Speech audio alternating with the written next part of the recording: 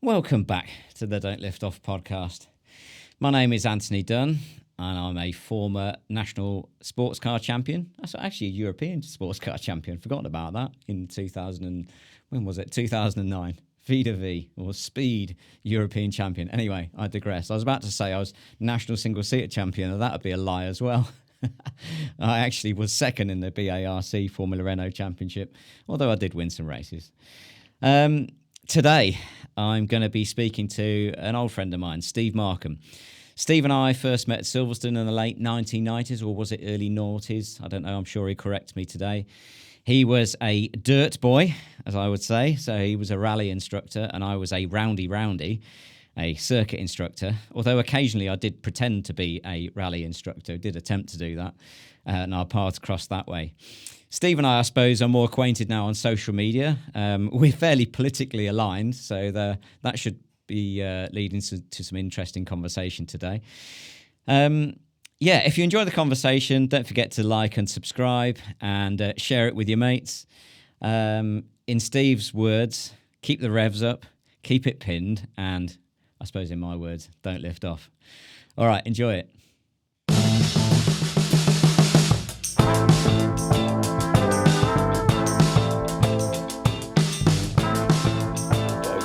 Say was sponsoring the marathon or whatever. Yeah. And he went to the gate going back to his caravan that night, and his car was like that. And the guy on the gate said to Sven, he said, "What the fuck you got in your car?" He said, "It's nearly trailing on the floor." He said, "Oh, I should have got a fat bird laid in the boots, and I'm going to give her one when I get back." And he was full of this fucking Lucasade that he'd stolen. There's probably a fat bird in there as well. Yeah. Anyway, mate, cheers. Here's to your good health, mate. Thank you for coming up. My pleasure. Hopefully we've got something that's actually working. At some point, randomly, it would usually stop and something goes wrong, but if it does, it does. Yeah, there you go. Some kind of semblance of some stuff that I put on there. Yeah, that was me in the Merchant Navy, top left, at sea training school. What? Let me get that on screen. Hang on a second, I'll get that on screen. Yeah. So how old are you there then, mate? Sweet 16. Just turned 16. Really? Yeah. Right. I was at sea training school. I'd be 15 because I wasn't 16 until July. I left school when I was 15 in 1964. Right. And I worked at a garage for a little while. I wasn't clever enough to get in the RAF, which I wanted to do. Right. I didn't fancy the Royal Navy, so I thought I'd go in the Army. And I had an operation, would you believe, for an undescended testicle at Grantham Hospital. And I'd been kept in overnight and I'd been let out. And I was like walking a bit stooped. And because I couldn't get to the Army recruitment centre in Grantham, they sent a sergeant out to the house. So Mum was busy in the kitchen, my foster mum. So I got up and went to the front door. "I'm so. Oh, come in." So I said, "Turn left and go into the living room." I went straight in and sat down. He said, "Stand up." I said, "You what?" He said, "You don't sit down in front of an officer until you're told to." I said, "Right, okay, I'll stand up." And I walked to the front door and I said, "Right, this is the fucking door you came in. If that's what you're going to treat me like I'm own home, not interested anymore. Bye-bye."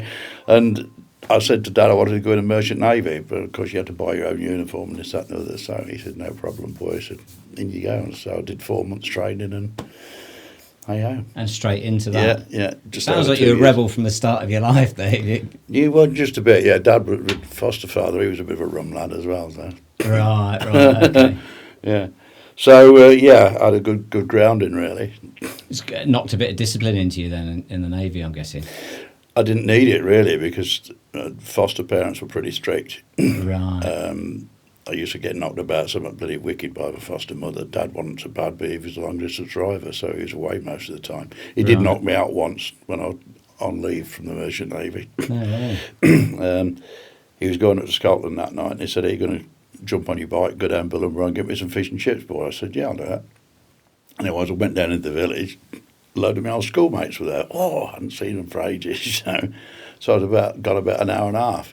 When I came back with the fish and chips, which was still hot because I didn't get them until I finished talking, went in the back door, shut the back door. The old man was stood at the kitchen door. He said, "Where the fuck have you been?" I said, "I've been talking to my mate. If it's anything to do with you." Fucking never remembered anything else for about 15 minutes. He just hit me. Really? Didn't even see his arm move. He knocked you out. Rough bastard he was. And he carried me upstairs. I come round and there was Mother with a cold flannel. "Stephen, you all right? You all right?" Flipping out. Yeah. No messing. Yeah. So I didn't need discipline in the Merchant Navy, to be fair. But yeah, it did add to what they'd started. So I always respect your elders and try and be nice to people for a start. And if they don't want you to be, well, then deal with it however. Yeah. Simple as that. Yeah. So, yeah. Old school values, mate. Yeah. And sadly, they're lacking. I mean, a lot of it is due to shit parenting. Yeah, it's I'm convinced of it. Yeah, it is. You've got to be disciplined on your kids like from quite a young age, because otherwise they get a skewed version of what reality is. And you well, I mean, what is parenting? It's about teaching your kids how to go out in the world and fly and stand on their own 2 feet, and you hope that you've taught them reasonable values, that they're going to respect other people, and they're going to be able to create respect, because ultimately that's what it's about. Absolutely. Getting respect. Unfortunately, our daughter was brought up in the same manner. She's married to a guy who was in the RF for 27 years, so he knows all about discipline. Charlie, my grandson, he's 17 in a couple of weeks, so I've got the old driver job to do, training. Have you? So the grandkids have all been disciplined properly as well. And we've got the twin granddaughters. They're 11. Right. But it's just good the way they are, and they don't give anybody a lot of chelp or anything like that. They open doors for people. If somebody needs a seat, they'll stand up and let them have the seat, and proper. Yeah. Yeah, proper old school values, like it should be. Yeah. I mean, Tracy's been struggling because she's got MS, multiple sclerosis. That was diagnosed about 3 years ago. Well, they've got her sorted out within the 6 monthly infusions, and she's got herself fit. I've never seen her as fit all her life, and she just qualified, bless her, as a fitness instructor about 4 or 5 months ago. And she's gone in with this new gym system that seems to be sweeping the country now. I can't remember the name of it. They've taken over this big warehouse in Stamford. Right. She's teaching there, and she has to do so much for them, and then they let her have the space and whatnot to do her own clients. Right. And she's already up to 17 clients in about 3 months, so she's doing good. really well. But she was diagnosed with breast cancer about 2 months ago. They were really good. Her husband said, "Look, let me do it privately," because he pays for private insurance. She said, "No, bugger it, NHS." So, because Anne had it in 2004. And so she had a lumpectomy 7 weeks ago, and a lymph node out. And she went back, they asked her to go back 3 weeks later, and said, "I'm sorry, but we're going to have to take the rest of your lymph nodes out because it's still there. It's still." So she came out of hospital. She went in on Tuesday of last week. Yeah, Tuesday of last week. Just in for the day, and they booted her out again. Right. And she got this drip into a bag. One of the bloody dog's been a nuisance because she's got a Vizsla dog that's a complete nutcase. Right. He wants to be on the settee with her, and apparently it pulled the drip out the other night. So fortunately, Billy's there, and he's an engineer, aircraft engineer, so he manipulated something. Yeah, got it all reconnected. But she had it. Just weld this one up. Yeah, she had it taken out yesterday. So hopefully she's going to be all right. So Anne's been quite worried this year because I've lost, I don't know if you've noticed, about 3.5 stone in a year. I was a fat bastard, to be fair, but I've come down from, I think, £2 short of 20 stone to 16.2. No, I didn't actually agree with you on that, and given that you're 6 foot something and be able to knock me straight through that window, I didn't nod or anything to that. Wouldn't even dream of it, mate. Too much respect. So they didn't know what the weight loss was about. I've had an issue with my throat, so I've had MRIs, I've had 2 CT scans, and God knows what else. And then they started talking about cancer. So anyway, I had another CT scan at Inchinbrook 2 weeks ago. Went to see the oncologist about 3-4 weeks ago, and he said, right, the good news is we can't find any tumours, your bloods are okay, so it's not liver or kidney. The bad news is we haven't got a bloody clue what's going on. So anyway, I had to go for a spit roast on Monday at Peterborough Hospital. Endoscopy. This is sounding like an Ian Flux type of podcast now. Endoscopy, followed by a colonoscopy. And thankfully in that order, but they did use different equipment apparently. He said, I want you to do that. He said, you will be pleased to know that since you had your last one in 1988, he said, we no longer use a hose pipe. So I'd have sedation. Disappointed at that point. I had sedation and got that done, so I felt a bit sore and groggy the next day.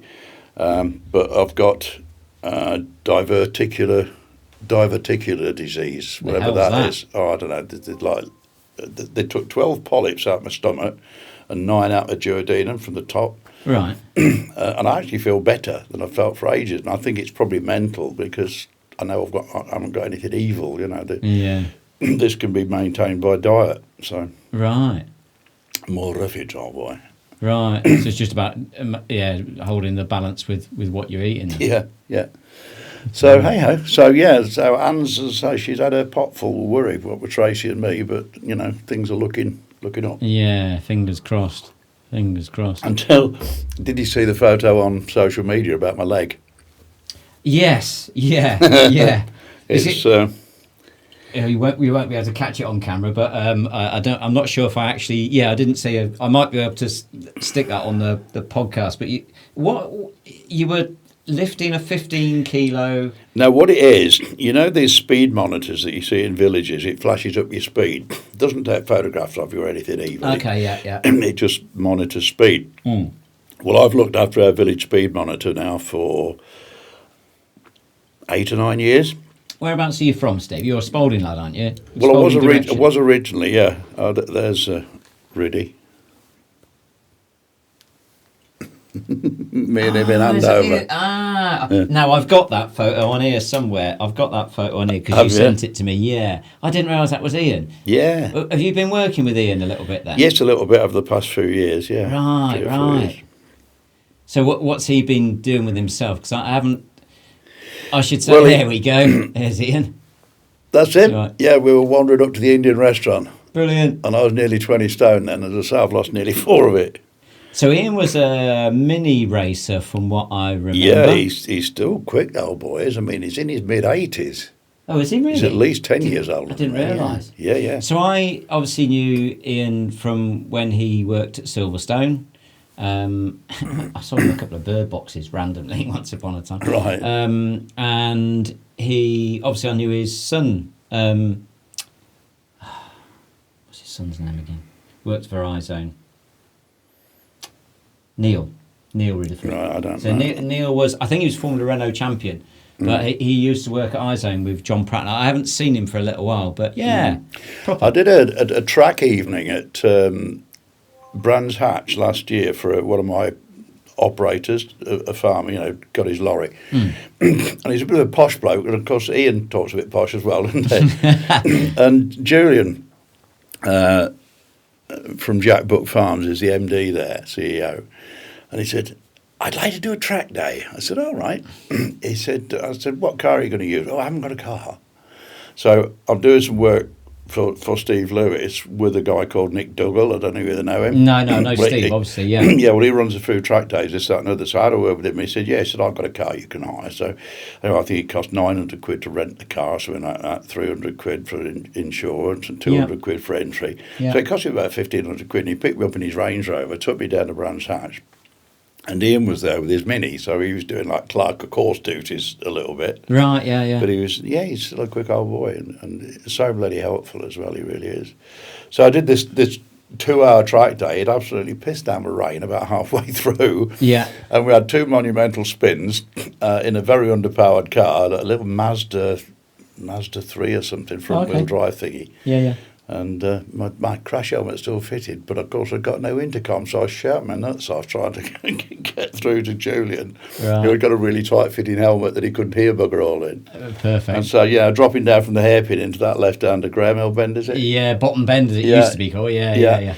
Going into there, and I said, you've got to get right onto those rumble strips before you even think of turning in and look at the exit of the corner, not the apex or this, that, and the other. Yeah. I got him there in the end, but he did spin there, went to the inside of the inside of the bend. And I said, right, keep it moving. Whatever you do, keep it moving. I didn't fancy getting out and pushing that wet grass. Okay. And then he had another big spin on that next one before you get onto the start finish straight. I remember seeing this is a good one for the podcast. I remember seeing it was an RMA day, and we were in a second briefing. So this was about 8:45 a.m. and actually, no, it would have been after that because the track time had started. It just started. So it would have been about 9:15. It was the late arrivals briefing. So the third briefing of the day. And literally, we walked out of the briefing at 9:10, and these cars just on their sighting laps to hear a skidding, what turned out to be Porsche, on the exit of bottom bend at Graham Hill Bend. Lost it. Literally, I was on his second or third lap of the day. Lost it on the exit curb, spun to the inside, bang against the barrier and rolled it. Literally within 2 laps of the start of the day. And then you see Phil Keane was in the passenger seat, as in ex-British GT champion Phil Keane, as in the Stig Phil Keane. It was climbing out, and it was just that's a good effort for the first couple of laps of the day. Funny. Yeah, it's funny. Everyone knows everyone in the sport, don't they? So I've been working with Ian on and off for 3 or 4 years now because him and Steve are big mates. Okay. And there you go. So tell me where it started then. So this is obviously we worked together at Silverstone. And I didn't realise you'd worked there before I got there in 97-ish. But you were usually the collection of boys that stood near the door in their boots, covered in shite. You and Andy Rowe and Brian Svensson and Kev Ferber and who else it was that was there. You were the dirt boys. But I didn't realise that. So you had a bit of an oval background. Was that when I came out the Merchant Navy, I went to a couple of, they call them autograss now. It used to be grass track car racing. Yeah. And my old man was working for a firm called Grimer's Transport at Billingborough near Sleaford.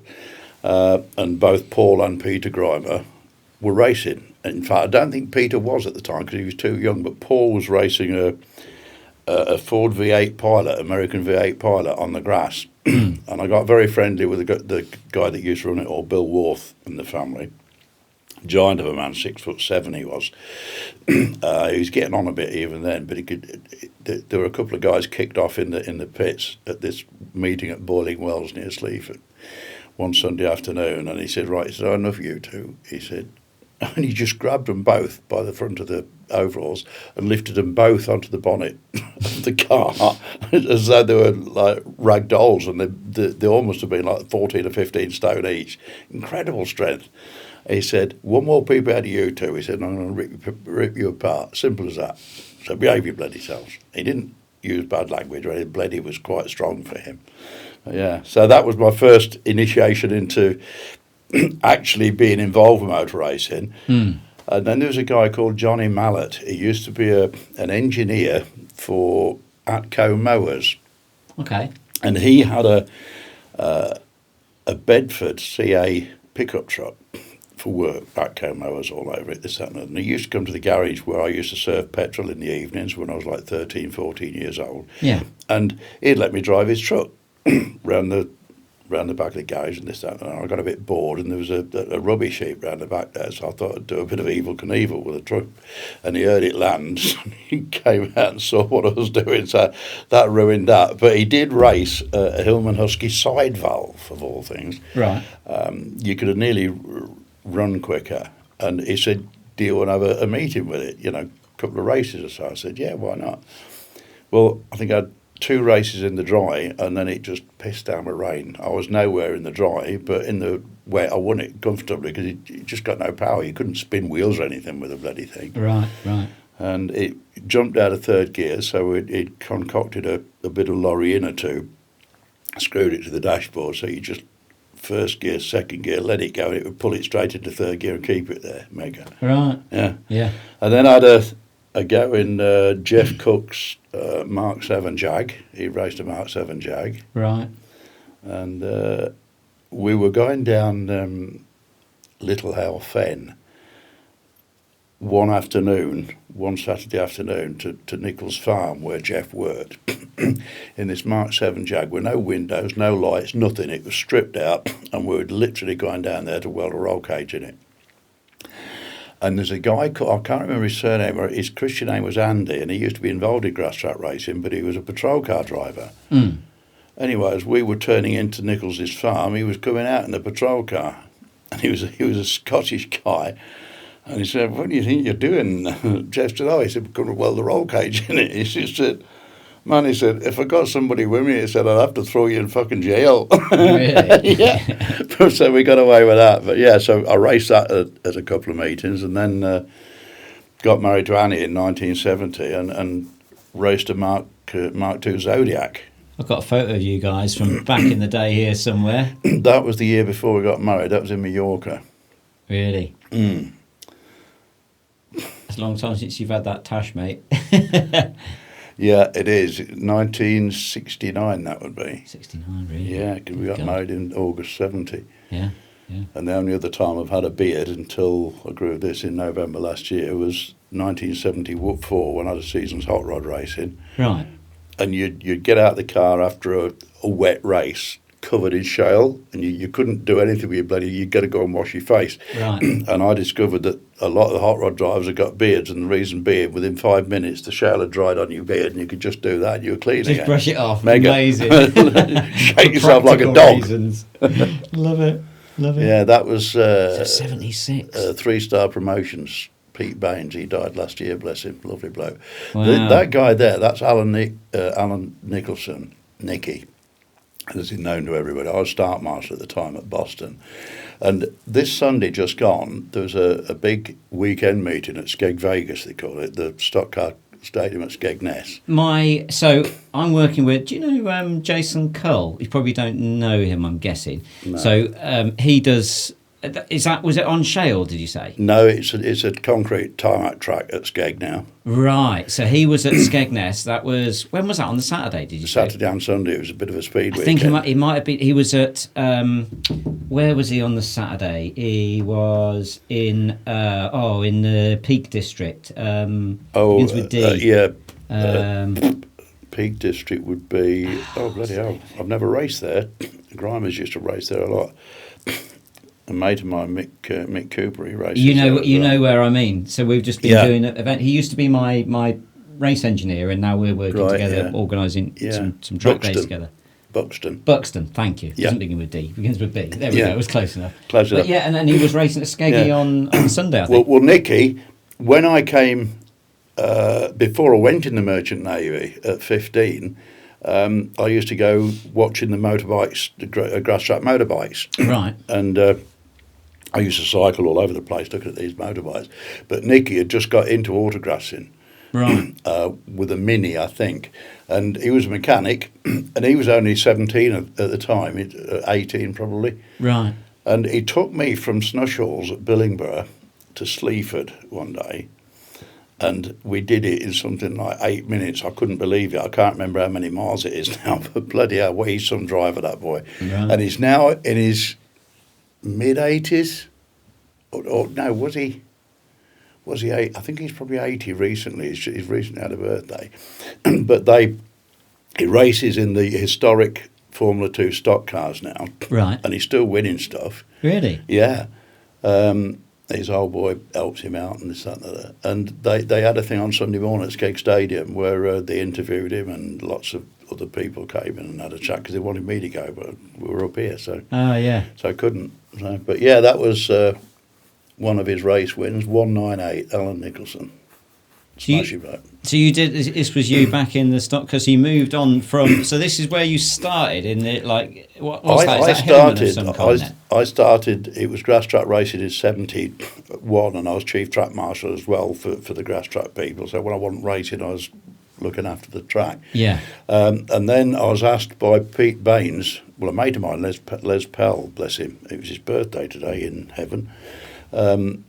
I used to work with Les, and he said that they need a start marshal at Boston Stadium. Are you up for it? So I went, and there was a guy called Smithy, can't remember his Christian, a hell of a start marshal, and I stayed with him for a couple of meetings and got to learn the art. Yeah. And took it on, and I was start marshal at various tracks up and down the... What does a start marshal do then? I've got no idea. Stands on the roster and flagging all the flags. Right, okay. So green flag to start. I used to have 2 green flags going like hell. Yeah. And then the checkers, and I'd have 2 checkered flags, and then when the race had finished, I'd chuck 1 checkered flag down and pick the red flag up and alternate with them. Right. And somewhere in there should be a photograph of me on the rostrum.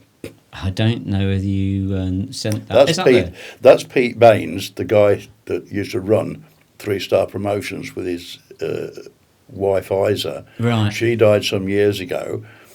Pete died last year, and that's his daughter.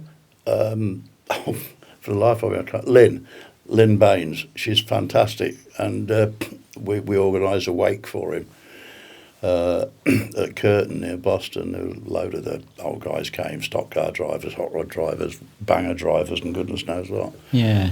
Yeah, what a player he was. And he used to race as Formula 2 as well. He's bloody quick.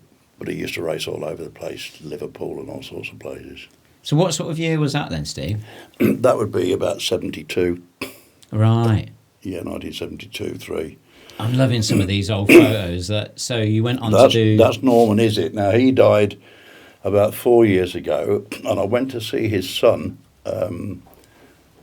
Pete, is it, runs Crowell and Crane Hire.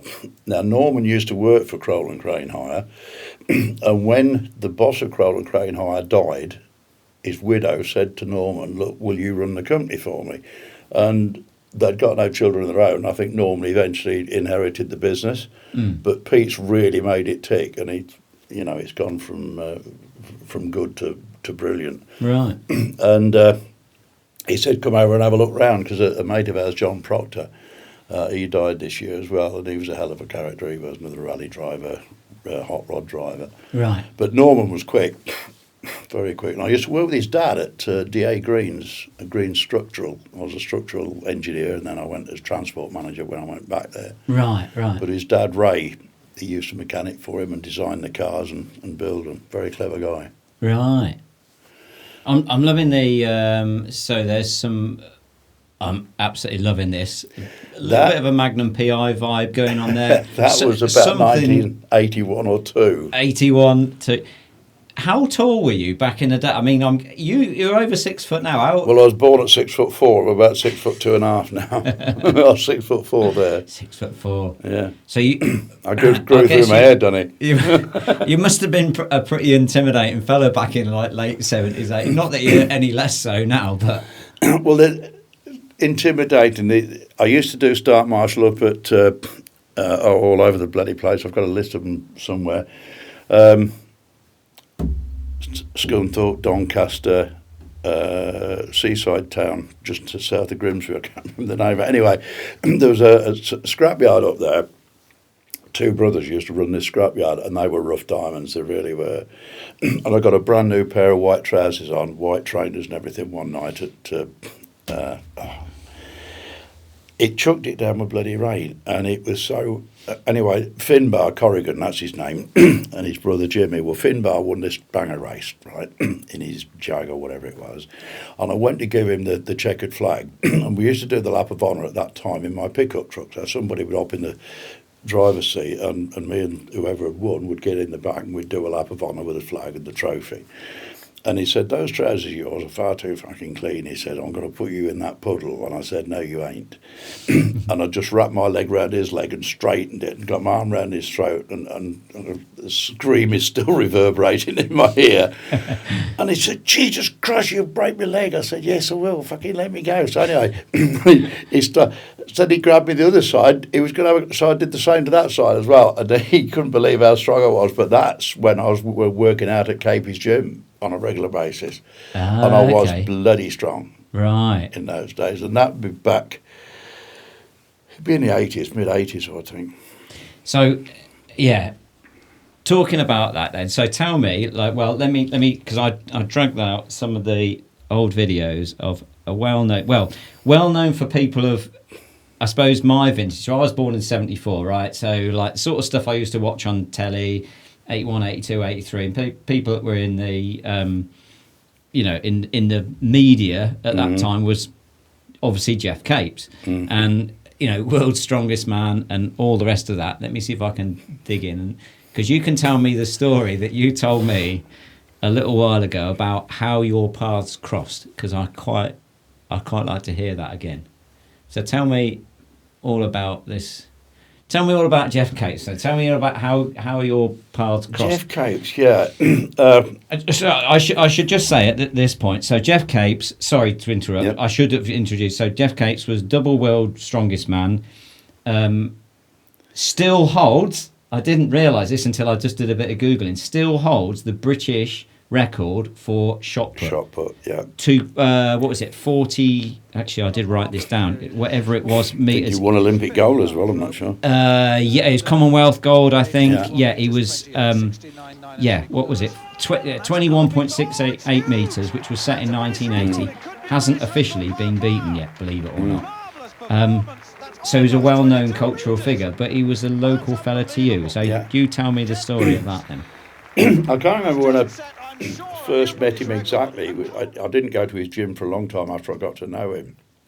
But I was a driver mechanic for Coupland Surfacing in Spalding for a number of years, which is where I worked with Les Pell, my late pal, whose birthday would have been today. And I'd gone to one of the paint suppliers or part suppliers in Spalding to get some bits for one of the vans we were repairing at the time. And I knew KP, but I'd never had a lot to do with him. And I heard his voice, and I looked, and he was sat in the paint store on one of these 5-gallon drums of thinners or something. Why do you call him KP? Just that... KP. Capes. I thought this was like a sponsoring KP Christmas. No. KP, right. So is that what you called him? That's what I used to call him, yeah. Right. And he'd got his back to the door and he sat on this drum of thinners. I said, get off there, you fat bastard, you'll burst it. And the manager was in there with him, and of course he burst into laughter. And he said, I know that voice, he said, from a mile off. He said, you all right, Markham? I said, yes, mate. I said, are you looking for a chauffeur? Can't have the job. He said, you can fuck off, I'm not going to ride passenger with you anywhere. He said, I've known you too long. So that was when we really started to get chatty. But didn't you have, was it something, I heard, now don't tell me if I'm imagining this, it was something about something happened in a nightclub. Was there some altercation in a nightclub, or am I making that up? Am I imagining that? I think you're probably making that up. Right, okay. I thought you'd had some kind of alteration or something, and then altercation, and you said that he was known as a bit of a... He was a rough hand, yeah. Yeah. He was in the police force from a fairly early age, but he'd been bouncer at various clubs before. That's what it... There we go. He was a bouncer at a club, and so he was a bit of a... Yeah, he was a bit of a lad. Right. And then he took over this building and turned it into a gymnasium in Spalding while he was... I think it was after he had finished his shot putting career and he was into the world's strongest man thing. I should put this while we're playing this, I'll put this on the background because it's quite a cool video of... I'll keep it nice and quiet in the background. Yeah. European indoor gold medal again in Gothenburg. Yeah, 76 you see, so... Yeah. This is the Commonwealth Games gold medal which I won in New Zealand, 1974. And the European bronze medal, 1974. So this was 76? Yeah, around about there, yeah. So our daughter was born in 75. Well, one hopes the goal, but So yeah, it'd all be around about 76, 77. But I'll tell you one thing he could do as well. He was bloody quick on his feet. It's a sprinting. Yeah. Well, one of the Olympic runners, but he was a middle distance runner, not a sprinter. Right. They had a 100-metre race at something that was going on in Spalding, and Geoff beat him Right. by about half a metre. Yeah. And over 100 yards. I mean, Geoff was like 26 stone, 25, 26 stone Yeah. at his peak. There was another video actually that I had on here that was it was similar sort of thing of when he did a cycle ride against someone as well, which was pretty cool. He got so much power in his legs, he didn't bend the pedals. Yeah. And this is against like a proper professional. You can see the professional cyclists. Yeah. Look at the size of the fella compared to the pro cyclist. Yeah. That shouldn't really be happening, should it? That should not be happening, no. Yeah. No. He's obviously just a big fella. But the cycling thing brings me back to that story I told you earlier when I'd gone into his gym, warming up, and there used to be 4 of us going there. Pete Law, the butcher, Colin Langford, a good friend of mine, and Batesy, who Bates Environmental, that's what he trades as. Right. And we were all in the gym on the warm-up bicycles facing the mirrored wall, and apparently Batesy had been messing about with Geoff's then girlfriend. Right, yeah. And he never even looked round to see, he just saw Geoff come through the door, and he said, "Oh, here comes Fat Knackers." And Geoff said, "I heard that," and he walked in between us. We were on these exercise bikes warming up, and he put his arm on my shoulder. "You all right, Stevie?" I said, "Yes, mate, I'm thinking." He grabbed Batesy around the waist and lifted him up. He said, "You ever talk to my girlfriend like that again, I'll rip your head off and shit in the cavity." And he dropped him from about 2 foot above this bicycle seat and landed on his doodads. And as I say, I can still hear the scream now. So he never messed Cashy about anymore after that. But I mean, when you think about it, he was such a massive, strong guy, and his hobby was well, breeding budgies. Yes. So I actually randomly there is a little piece on here about him breeding the budgies actually, because I actually met him briefly, and it was only then I found out that you knew who he was when I put it on social media. I've got a photo in a minute, I'll show you. There you go. And then you said, "Oh, you should have said hello to him from me." I was like, "How do you know Geoff Capes?" It's like He only lived about 2 miles from me. Right. That's at Pinchbeck, the approach to Pinchbeck from the Podol Road. I mean, that's when he was doing World's Strongest Man back then. He was still doing that. Yeah. Because he had a Rick Brown, Grizzly Brown, an American. He used to Kentucky, Louisville, Kentucky he came from. Oh, okay, yeah. Same place as Muhammad Ali. Yeah, they knew each other. And he came, he used to come across to Geoff in his police uniform. Look. He used to come across and do the Highland Games and stuff like that. That's right, yeah. Yeah. And I used to use a restaurant called Nick's in Spalding. And Geoff used to go in there, and he used to bring Grizzly in there. And it was our wedding anniversary, and we were sat in the dining room. And he leaned over and he said, "All right, guys, happy anniversary." I said, "Thanks, Geoff." And then the next thing, this bloody bottle of champagne came through, and it's a really expensive bottle of champagne as well. Right. And the owner, Nick, he brought it himself and some glasses and put it, and he said, "This is courtesy of Grizzly. He sends his regards." Nice. Yeah. And we went for a trip to Paris, Annie and I did, for a weekend in Paris, and I got absolutely pissed. We'd been out for a couple of drinks on the Saturday afternoon. We'd gone back to the hotel, and there was a guy sat at a bar stool next to us, and he'd got this really vivid American accent. I said, "That sounds like a Louisville, Kentucky accent." He said, "Gee, it is." He said, "How do you know that?" And I said, well, I know Rick Brown. Well, that was it. And he went to the room to have his shower and whatnot. I said, I'll see you in half hour. I got up to the room about 9 o'clock at night. I was completely hammered. Yeah. Yeah. I woke up about 4 o'clock on Sunday morning watching the American tennis tournament or some bloody thing or other. She was as mad as a box of frogs because we'd booked a river cruise, a evening meal river cruise on the Seine for that Saturday night, and couldn't go because I was too pissed. But I did complain to the the travel agent when I got back and said, can I have a refund on that river trip because I was taken ill. She said, "Oh, drunk were you, Mr. Markham?" I said, "No, I wasn't. How dare you?" But I got it refunded anyway. Amazing. Yeah, that was a few years later.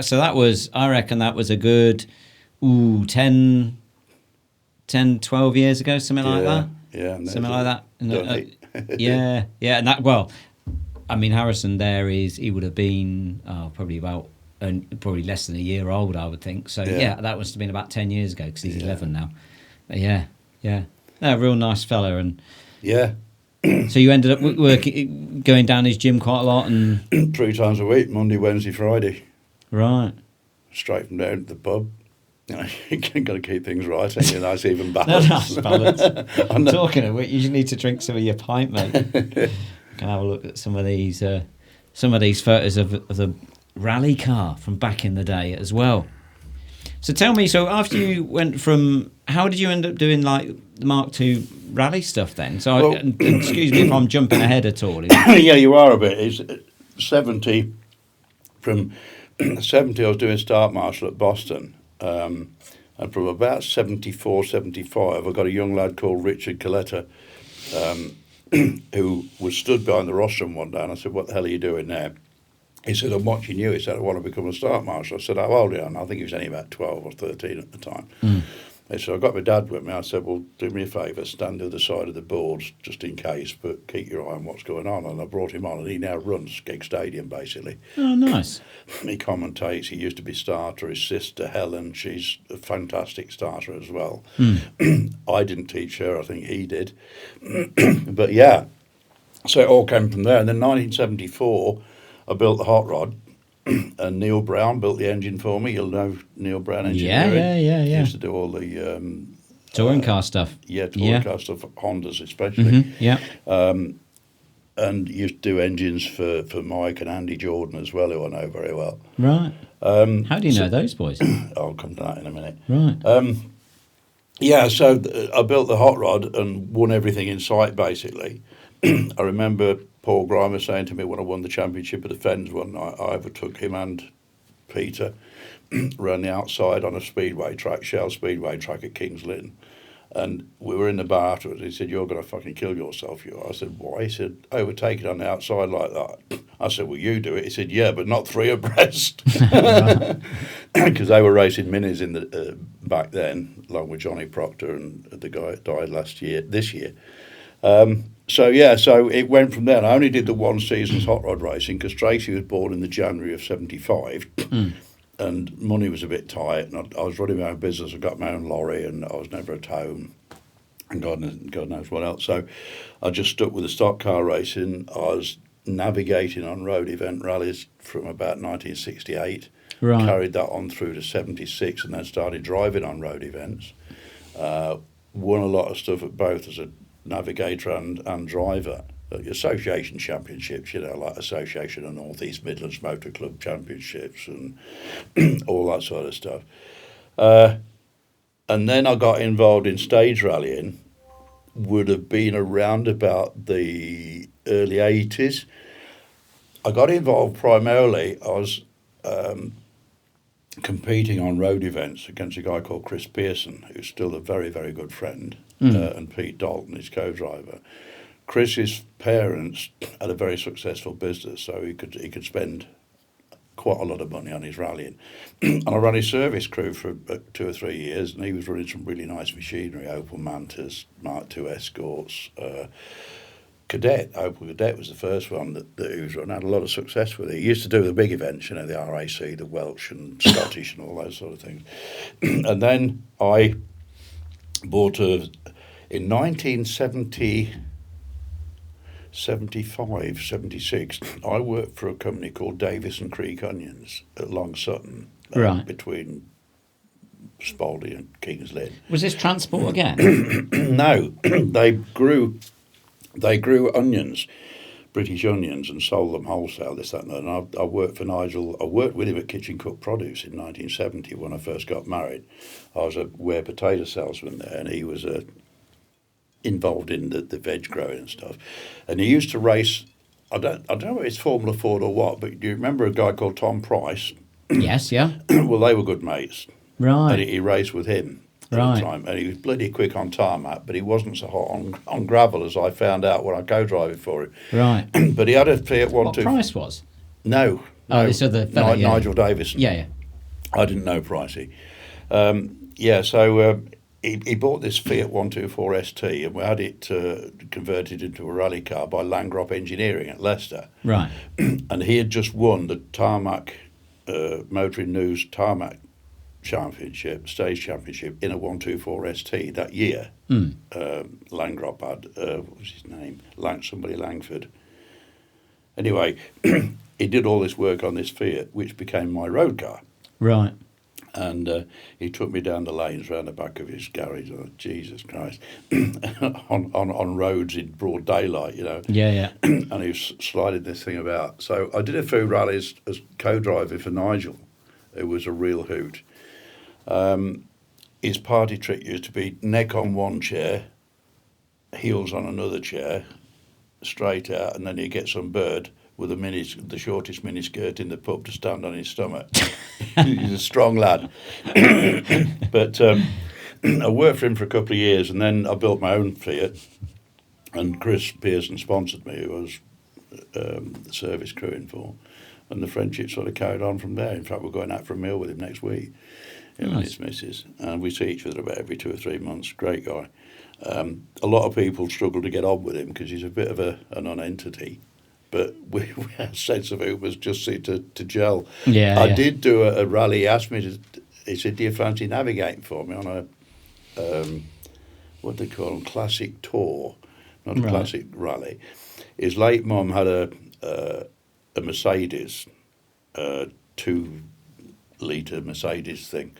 It's about a 1993, 94, something like that. It's getting on a bit. Right. And his wife normally co-drives for him, or navigates. And she was doing something, going to a horse championship somewhere. So I said, yeah, I'll do it for a laugh. And it's just a tulip road book, and he's got hold a trip meter in there and everything. So you just go from junction to junction, trip it, and we had a bloody hoot. I don't know whether the photograph's been included in this, but we're actually at the halfway halt. What car was it in? I've got a load from... No, this one was just 2 people, me and him, sat at a table. Okay, yeah. They've got quite a lot of on. ones of... Let me fast forward to what could be a load of photos. I put all that... You sent quite a few with, like, mates and crew that you're with. Tell me... Yeah, that's it. Right. That was about three months ago. Yeah. And that's the Merc, the black one next to the red sports car. Right. And we got halfway on. He opened the boot, pulled the picnic table out and the cool box, right? The 2 glasses, a bottle of white wine and a tin of lemon drizzle cake. Happy days. That is the proper way to go rallying. Yeah. I'm supposed to be doing another one in an MGB in November, I think it is, if it comes off. So, yeah, that was the story there. Mega. And that's who I won the Countdown National Rally Championship, Stage Championship in 1989, and Chris was runner-up. I think he was 1 or 2 points behind me. Right. And he said, if I hadn't gone fucking holiday, I'd have beat you. I said, yeah, if. Yeah, right. It's funny, when people go back to do, like, road rallying, I know... when we were at Silverstone, Michael Verges used to do it, Ed Peed, Phil Bennett, they all used to do the road rallies. I could never work it out, but it sounded like a good crack, actually. Yeah. So where did the driving the Mark II Escort all come from? It was a Mark 1, that one, wasn't it? No, that was a Viva. Was it? Magnum, Vauxhall Magnum 2.3, that was. Okay. So where did this all come about? Was this... I bought that car. I had a company called Markham Marketing Services. I used to buy and sell wholesale fruit and produce and this, that and other. And this was back in the mid-80s. And there's a guy called Sammy Leeson, ran a veg business in Wolverhampton Market, and he was one of my customers. Right. And he knew I was into rallying, and he just won the Motoring News Tarmac Rally Championship with that car, VFD, the previous year, and he wanted to sell it because his sponsors and this and they wanted him to do gravel events, forest stuff, and he tried one event, did about 2 miles and parked up. So I'm not subjecting my car to these rough roads and this, that and the other. So my business partner at the time said, well, Marky, he does a lot of rallying, I bet he'd like that. So to cut a long story short, I paid him $7,000 for it. And the condition was I went over to Wolverhampton to his house, and he got it on the trailer already. He said, right, he said, jump in. He said, we're going up to the airfield, about 3 or 4 miles up the road. He said, if you can drive it, you can have it. If you can't, it stays where it is. Right. So he jumped in the passenger seat, and I took it out and kicked its ass, and he said, fine, put it straight back on the trailer, it's yours, where's my money? So I paid him for it, and that was in 87, late 87, and I'd had a lot of stomach trouble at the time, and I was in Pilgrim Hospital at Boston, and my co-driver picked me up from the hospital on the Friday night. I told Anne not to come and see me that weekend because I was really poorly and I wouldn't be good company, so she didn't come. I wasn't going to be there, that was the thing. And we went up to Alton. Does she know that now? Yeah. We went up to Alton Park. Pam picked me up and the lads took the car. We stayed at a pub on the Friday night and then did a rally on the Saturday at Alton Park, and I finished 22nd out of 130 entries. Nice. And third in class, and I was so pissed off. 22nd, where the fuck is 22nd? But I was in so much pain after the last stage, I'd have pethidine. What's pethidine? It's a very, very strong painkiller. Right. It's almost like, horse tranquilizer. Yeah. So I was about 15 minutes before they could get me out of the car. Oh, really? And then the boys drove back, and Pam dropped me straight back at the hospital. She said, you better have it back. Well, he signed himself out on Friday night. She said, well, he's really, really poorly. Right. Oh, please have me back. So that was the story there. Yeah, so that's how I started. That's when I got a really competitive car. It was a full work spec Group 4 car, but it got a Pinto engine rather than the BDA, BDG, whatever. Right, okay. But that's on the Lincolnshire rally, all-night rally. That looks as though that might be Biscathorpe Ford, and that's Pam Sherwood navigating for me. It's a road rally, this one. That's a road rally, the previous one, I can't see. Oh, yeah, you've got lids on that one. So that was a stage rally. And that was my last one. That was, I bought that off Ian, and for the life of me, I can't remember his name. Is that a Chevette as well? I don't actually know what that is. Hillman Avenger. Ah, okay. You can tell I don't know my 70s cars that well. Yeah, Hillman Avenger. Gutless wonder. The most we could get out of it was about 127 horsepower at the flywheel, but they just handled so bloody well. We did a modern event with it because I won the first event outright. Andy Corner was on it. Right. I don't know what he was rallying, but it was out in Cambridgeshire somewhere. No, the first event I did, we had 2 events where we didn't finish because there were various maladies with it. And the third event was this one in Cambridge, which we won outright from a Mini Cooper and a Porsche. It was a bit wet and slippy. And then I think I got 2 first in class on classic events. Not classic events, historic events, the British Historic Championship. And then I got fed up with the historics because there was so much, you could do what you wanted almost with an Escort, but you couldn't do anything with that. I did have an Escort gearbox in that because the gearboxes were bloody rubbish. And I did a modern event at Colsterworth at Twyford Wood. Andy Rowe was there, and what's her name? She'll forgive me. Cat. Yeah, Cat. She'll kill Cat me Lund. again. Cat Lund. Yeah. She was co-driving for him, and there were people going off at all sorts of places. And there's one particular. It's about a 60-degree left-hander, something like that. No, it's not 60, 30, 35 degrees. So no, it's not that tight.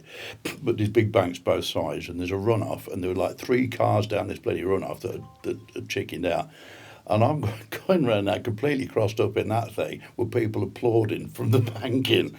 And that's where we got third in class with that on that event at the side of two very, very quick 205 GTIs. Yeah, nice. Mark II escorts galore, by the looks of it. That feature just there, that was at one of the big military camps up this way somewhere. Oh, okay. They used to train tank drivers there. Mm. I can't remember the name of it. Mm. But that's the first time we ran on beta competition remolds. Remolds, bloody hell. Yeah. Right. We finished, I think we were seeded at 5, and we finished third on that, something like that. I see it says, is it Coupland Transport? Coupland? No, Coupland Surfacing. Servicing. I used to race against a Judd Coupland. I don't know if that's any relation at all. This is surfacing as in road surfacing. Okay. Yeah, I drove for them on and off from the mid-70s, and then I took over the workshops in 97 when Les left, my mate, whose birthday it would have been today. He used to be steward at the Stock Cars and Scrutineer, and I used to be start marshal, so we were sort of a really close relationship. We used to use the same area when we were courting, because his wife, girlfriend then, Maureen, she lived about half a mile from where Anne lived. So we used to be fighting for gateways on a Saturday and Sunday night. Amazing. Rutting, as my uncle used to say. Yeah. That is one of my favourite photographs. That was on the Tour of Norfolk. And that's with Adrian Gladwin. He's he used to be, I think, a tour guide in London. He's a rum lad. The earliest he ever turned up for Scrutineer would have been half an hour late. He was never ever on time, but he used to run a little Fiat X19. And the funniest thing was that photograph there. We went into a control. It's obviously about 2 or 3 o'clock in the morning, Thetford Forest, and this old boy with a broad Norfolk accent went round the corner, slithered into the control, said, "Cool, fuck me, you got some lights on that there car, boy, ain't you?" Said, "When you come round that corner, I thought the fucking sun had come out." And that's one of my favourite photographs ever. And Adrian, he always says that's a brilliant photograph. Yeah, nice. We did another event in Norfolk, and he was really good on the map, on the notes, Adrian was. But he said, right, okay, 45 left, flat to the finish. And we went over this crest, and the fucking road went 45 left, 45 right, 45 left. And in the middle, right, which I'd got to go through, there were tree stumps which had fortunately been trimmed down really low. There's no way I was going to make the corners. I threatened to kill him after that, but the car was fine. It was okay. We came out of it. Did it go over it? But we got a time penalty for wearing crash helmets on a road section. They're a bit bloody strange, these old carrot crunchers are. You did this epoxy little 2-mile stage, and then you came out and you went up a green track, basically. Yeah. And then back into the stage start. But it was a public highway, and they'd got an observer sat there making note of all the people that... There's always someone with a clipboard, ain't there? That didn't always someone with a clipboard. And out of something like... hiding behind a barrier somewhere. Yeah, something like 60 entries, and I think 24 got done for the same thing. Really? Yeah, and at the finish, I'd finished something like 10th because I bet he got bonus points for that. I bet there was a dropped quid each car that he noted. Dropped me from Guaranteed. second overall to 10th overall or something like that, and I wanted the clerk of the course's head, and he went and hid in the ladies' toilets because I was going to kill him. Adrian jumped in his X19 and pissed off home because he didn't want anything to do with it. And Pam Sherwood was there. She was navigating for a guy from Holbridge, Tinney. Tinney's surname is. He runs a tyre company. She was navigating for him. And she'd take me to the event in her car, but I had to go back with the service crew because she wouldn't have anything to do with me either. Oh dear. Yeah, I never had a lot of success in Norfolk. They don't like some of these people. They don't like the Spalding lads. No. Bit too close, though. That's Cadwell Park. I was going to say, that's Cadwell, isn't it? Yeah. That's Pam in there. Is that heading up towards the mountain? I just recognise it as Cadwell. Yeah, through the Essex just before the mountain. Yeah.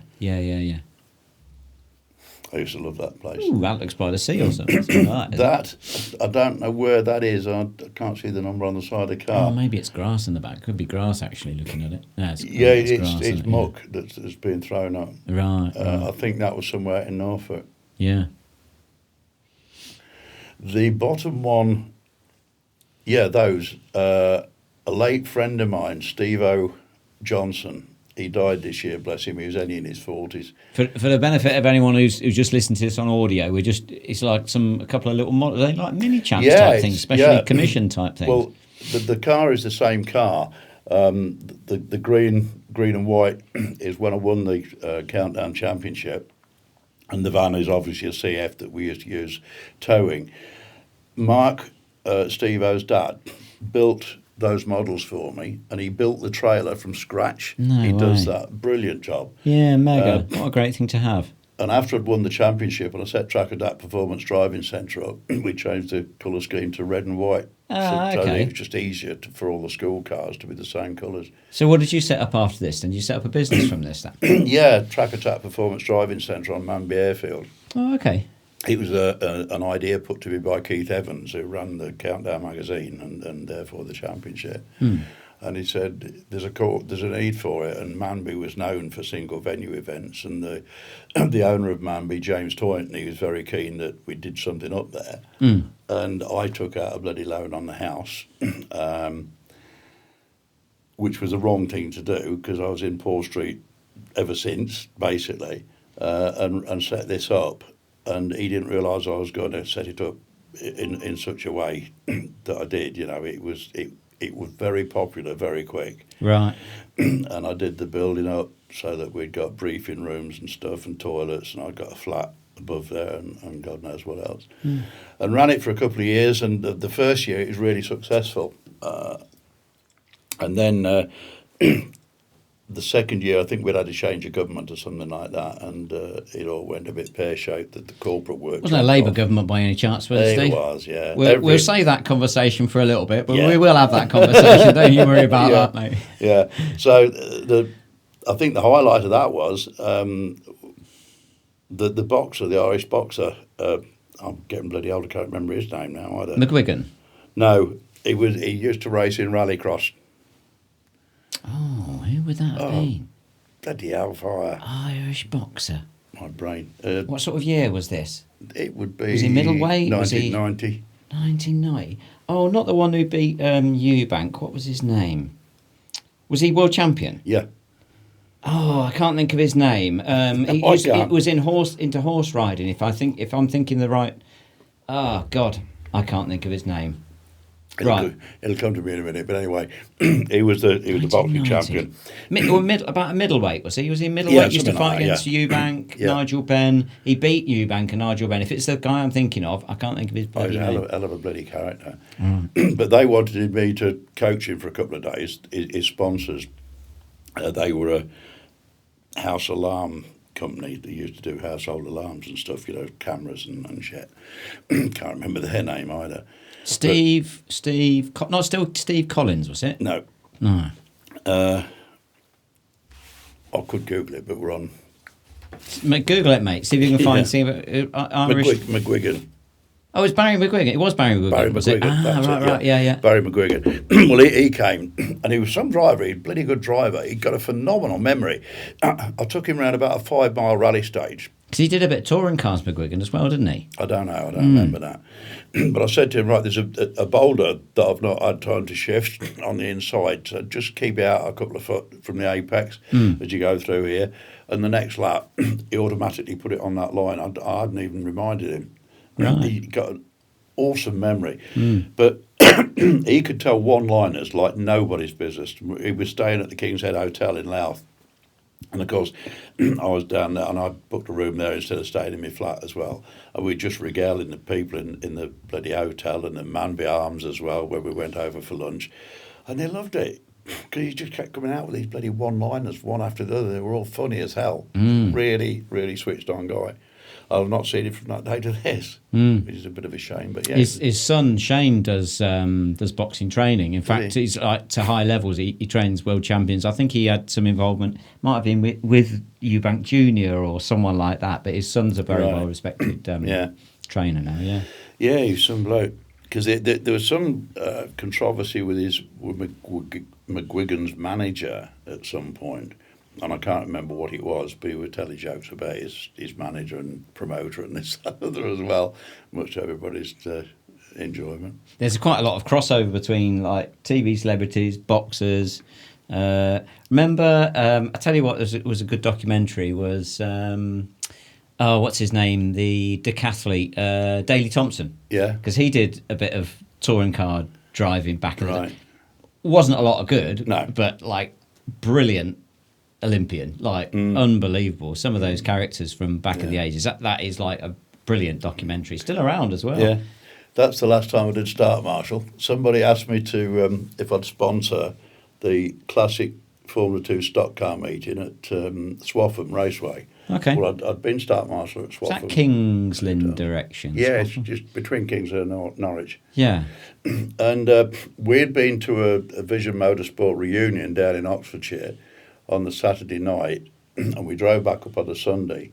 And I mean, this sponsorship wasn't a big deal. I just gave them 150 quid to buy trophies with. That was basically it. And when I got there, he said, right, he said, I've got a bit of a something for you to do. I said, what's that? He said, well, we'd be honoured if you'd start our races. I said, I've been on a start roster since 1992. And that was the jacket I'd got. Anyway, up there we were. And that was about 2 years ago. Proper. So well, you've been into haulage for a long time then, because this is like going into what you were doing in the work. This looks like it was back in the day type of wagon, was it? That was back in 72, 73. That was Parker's Transport at Surfleet, one of the firms I did a lot of work for. And that's an old A-Series ERF. That's one of the... I actually almost jackknifed that same vehicle coming back from Liverpool one day. It was chucking it down with rain on top of an icy road and whatnot. And I was doing about 60 mile an hour because they weren't governed in those days. That thing would do 70 on a good day. And I felt the drive axle start to go and it was started to fold up. And most people's instinct is either brake or lift off or whatever. And I just floored it. Did you?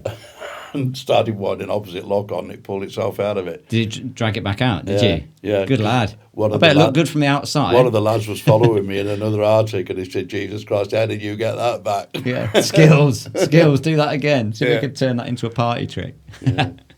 This, I do a lot of work for Steve Lewis and I'm qualified to train assessors, driver assessors. Yeah. And this is... what's his company name, if you can remember?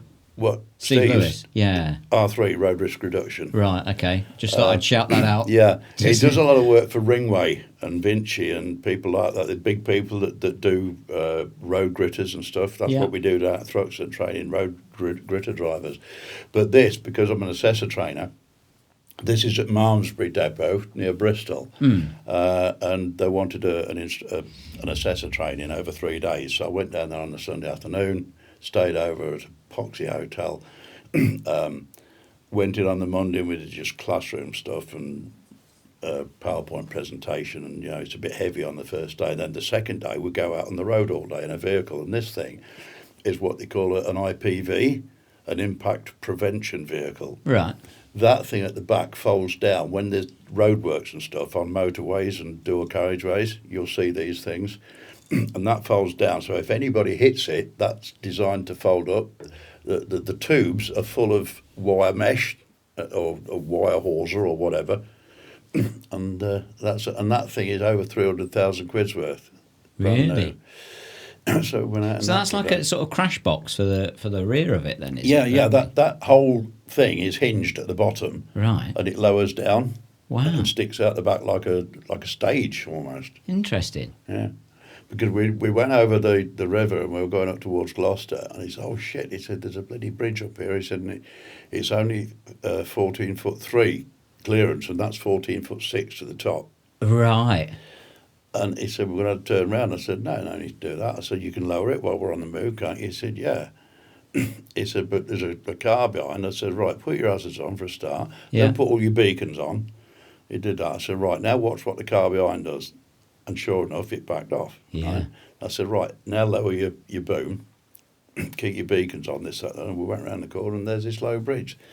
And I said, right. Was this one you sent me a video of? There's a video that you sent me through. Let me see if I can drag that out, actually, because it's quite a good video. So that's it. Is it this one, is it? Yeah. Yeah. Is this the incident you're talking about? This was the incident I was talking about, yeah. So this is live training while you're doing it then? Approaching a very low bridge, 14'3", but we've got the cushion down at the back because that's 14'6", just to be sure. Hazard and beacons are on front and rear. And we're approaching the bridge now with oncoming traffic, and he needs to be in the middle. Take the middle. Take the middle. You've got beacons on everywhere. You sometimes have to command space, mate. Well done. That'll do you. Mega. I'm loving that. So do you have to record? Did you record it because you knew that was coming up? Yeah, he knew the bridge was coming up, and I thought I'd just record it, probably as much for my own protection as anything. Because if it had got nasty, at least it proved that I was doing everything I could to keep him safe. Yeah. So and then the third day, he takes 2 half-hour exams and this and that. So that's what I do for Steve quite a lot. Right. Now I've got another half a dozen I can do between now and Christmas, 3-day jobs. So that is on-road stuff then, is it? That is on. Well, it's on-road and classroom. As I say, the first day is purely classroom. Right. Yeah. And then the next morning is a bit of a debrief, if you like, or a rebrief. And then out on the road for 5 or 6 hours, and then a debrief on that. And then the next morning, we just do a recap for a couple of hours. Nice. And then in the afternoon at 2 o'clock, he sits these 2 exams, 2 30-minute exams. I like seeing these people that have made business out of their past work. I mean, I know, well, Steve, apart from playing guitars, if I'm right in saying, and I apologise, Steve, if I'm not getting this quite right, but I remember he was a TVR race guy. I think he was a TVR champion at one point as well. Good peddler. Yeah. And he likes you and he likes your podcast, so be nice to him. Awesome, yeah. Please like and share, yeah. But there's some footage of you doing the training. Is this the stuff that you do at Thruxton, is it? That's the stuff we do at Thruxton. That's obviously the skid pad. I don't do the skid pad. It's a bit rough for my old body. But I do the road stuff. They have a 50-minute session on the skid pan. They have a 50-minute session on the road. They have 50 minutes doing a plough change where they have to take the plough off and on again. And they have a 50-minute session on driver walk-round checks and the law. Yeah. And then 2 50-minute sessions joined back-to-back in the classroom with Steve or Pat Knight or whoever's doing it. Yeah, nice. That's me coming down the road at Thruxton Circuit. Oh, okay. Some decent wagons, but I suppose if you're driving one of those at Gritty, then you're going to be out in the snow. The thing's going to be moving around. You need to know what's going on with it. I got out of one of the Mercs going through the tunnel the other way, going towards the centre, and he just stopped. He said, "You are seriously fucking joking. I can't get this through there." I said, "Well, you best jump out then and go home, because it's plenty wide enough to get through there." And it is. You got about 8 or 9 inches each side. Plenty wide enough. It doesn't look it when you're in like 2nd or 3rd gear or whatever. Plenty wide enough. Sorry, we've got a chaos creator that's going to come Hello, mate. Create a little load of havoc as normal, won't you, go? Mega. So that's keeping you busy at the moment then? Yeah, well, we've done now. I came back from the last one with COVID. So I warned all the boys, but they tested okay. After that, they've been fine. So yeah, that's done. I think I've got one more day on the 27th of November, and there's one running on the 30th, but I'm not doing that one. And I've just got these assessor training days. That previous shot was Stu McLaren. Do you know him?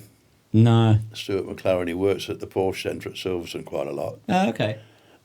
He works all over. He's a bloody workaholic, the boy. He's 7 days a week, man, full on. And he's the nicest guy you'll ever come across. He's a bloody quick peddler as well. Mm. And I call him Lofty, of course, because he's about the same height as Ian. That's funny. Funny. So his family is, I suppose, is, you know, I say you're very much a family man, and you talk obviously about your kids and your grandkids, and that's Charlie CJ. That's at Ancaster Karting. I see you said some of the videos. So he's getting into motorsport. Is he? He's into four wheels. I don't know. He's autistic, so he's a difficult unknown quantity sometimes.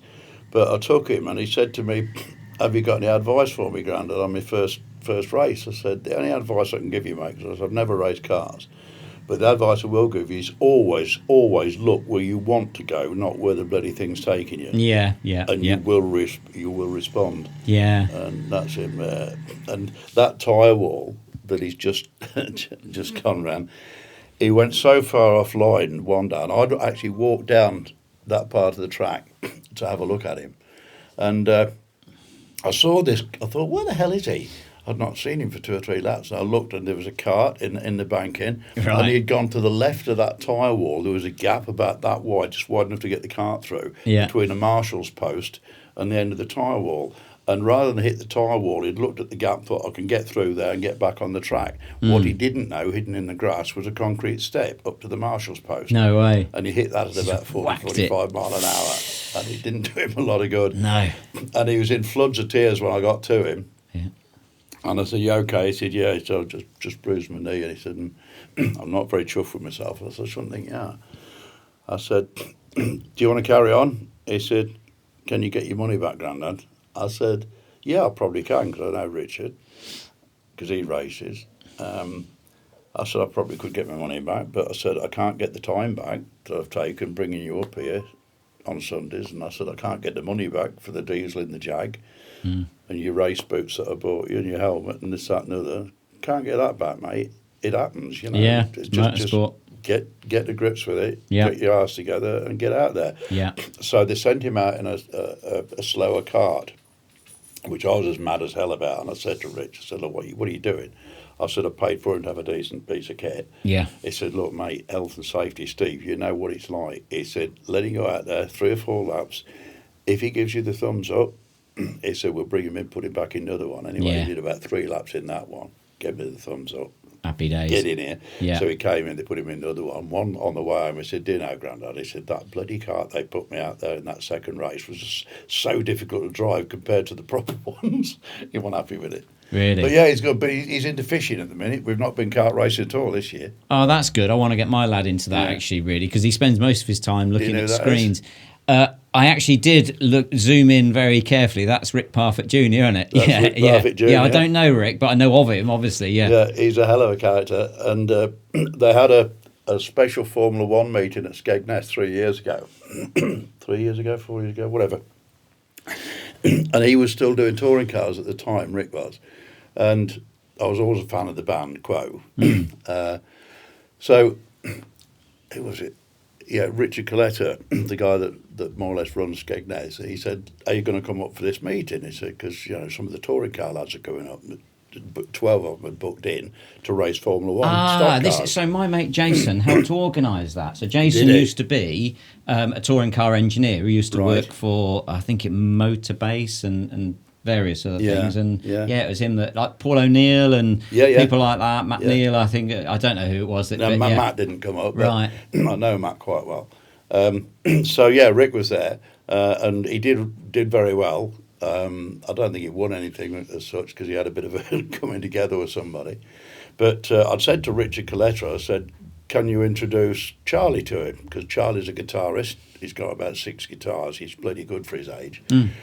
And so I introduced him. I expected him to sort of have a cursory chat with him for a minute, 2 minutes. About 40 bloody minutes they were rattling, and he had to go out and get his stuff on and go out in a race meeting. Mega.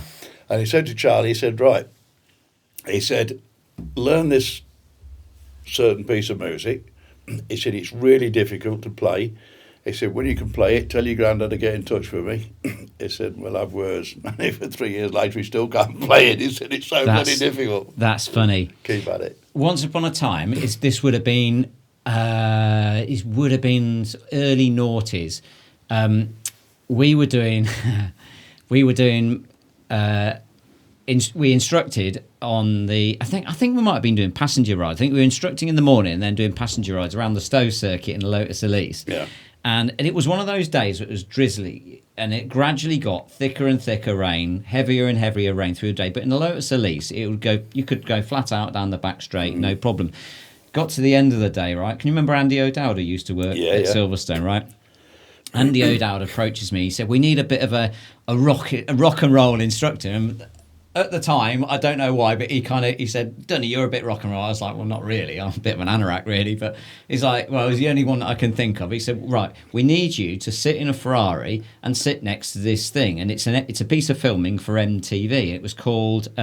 Fanatic is what the filming was called. The program was called Fanatic, and it was basically take a fan of the music and introduce him to his or her idol.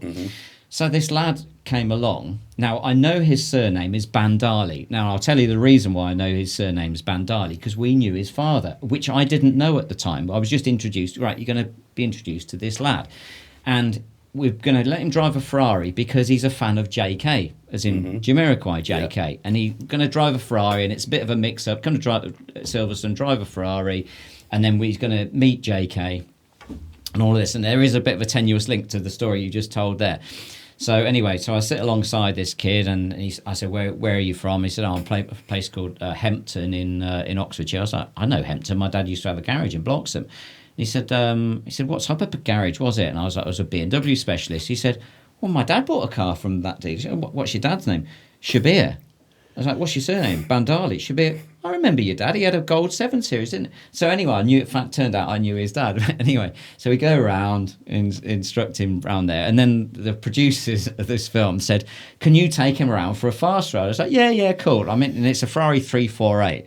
Now, they didn't belong to Silverstone. They belonged to a company called Bespokes at the time. So they were hiring them in for the day. Yeah. And I don't think they were supposed to be using them on the day. But I remember it really clearly because I'm going blatting down the back straight, having done passenger rides in Annalise all day, went down the back straight, like up to fourth gear, flat out. The thing just aquaplaned. It just swapped ends at the best part of 90 miles an hour down the back straight. It went. So the film that actually made it onto MTV was just a cameraman just panning around, like slightly out of focus, and then just seeing this Ferrari disappearing across the grass. It's like, we've given the instructor one lap in the car and he's fired it off straight away. I was like, yeah, that'll be me. Guilty as charged.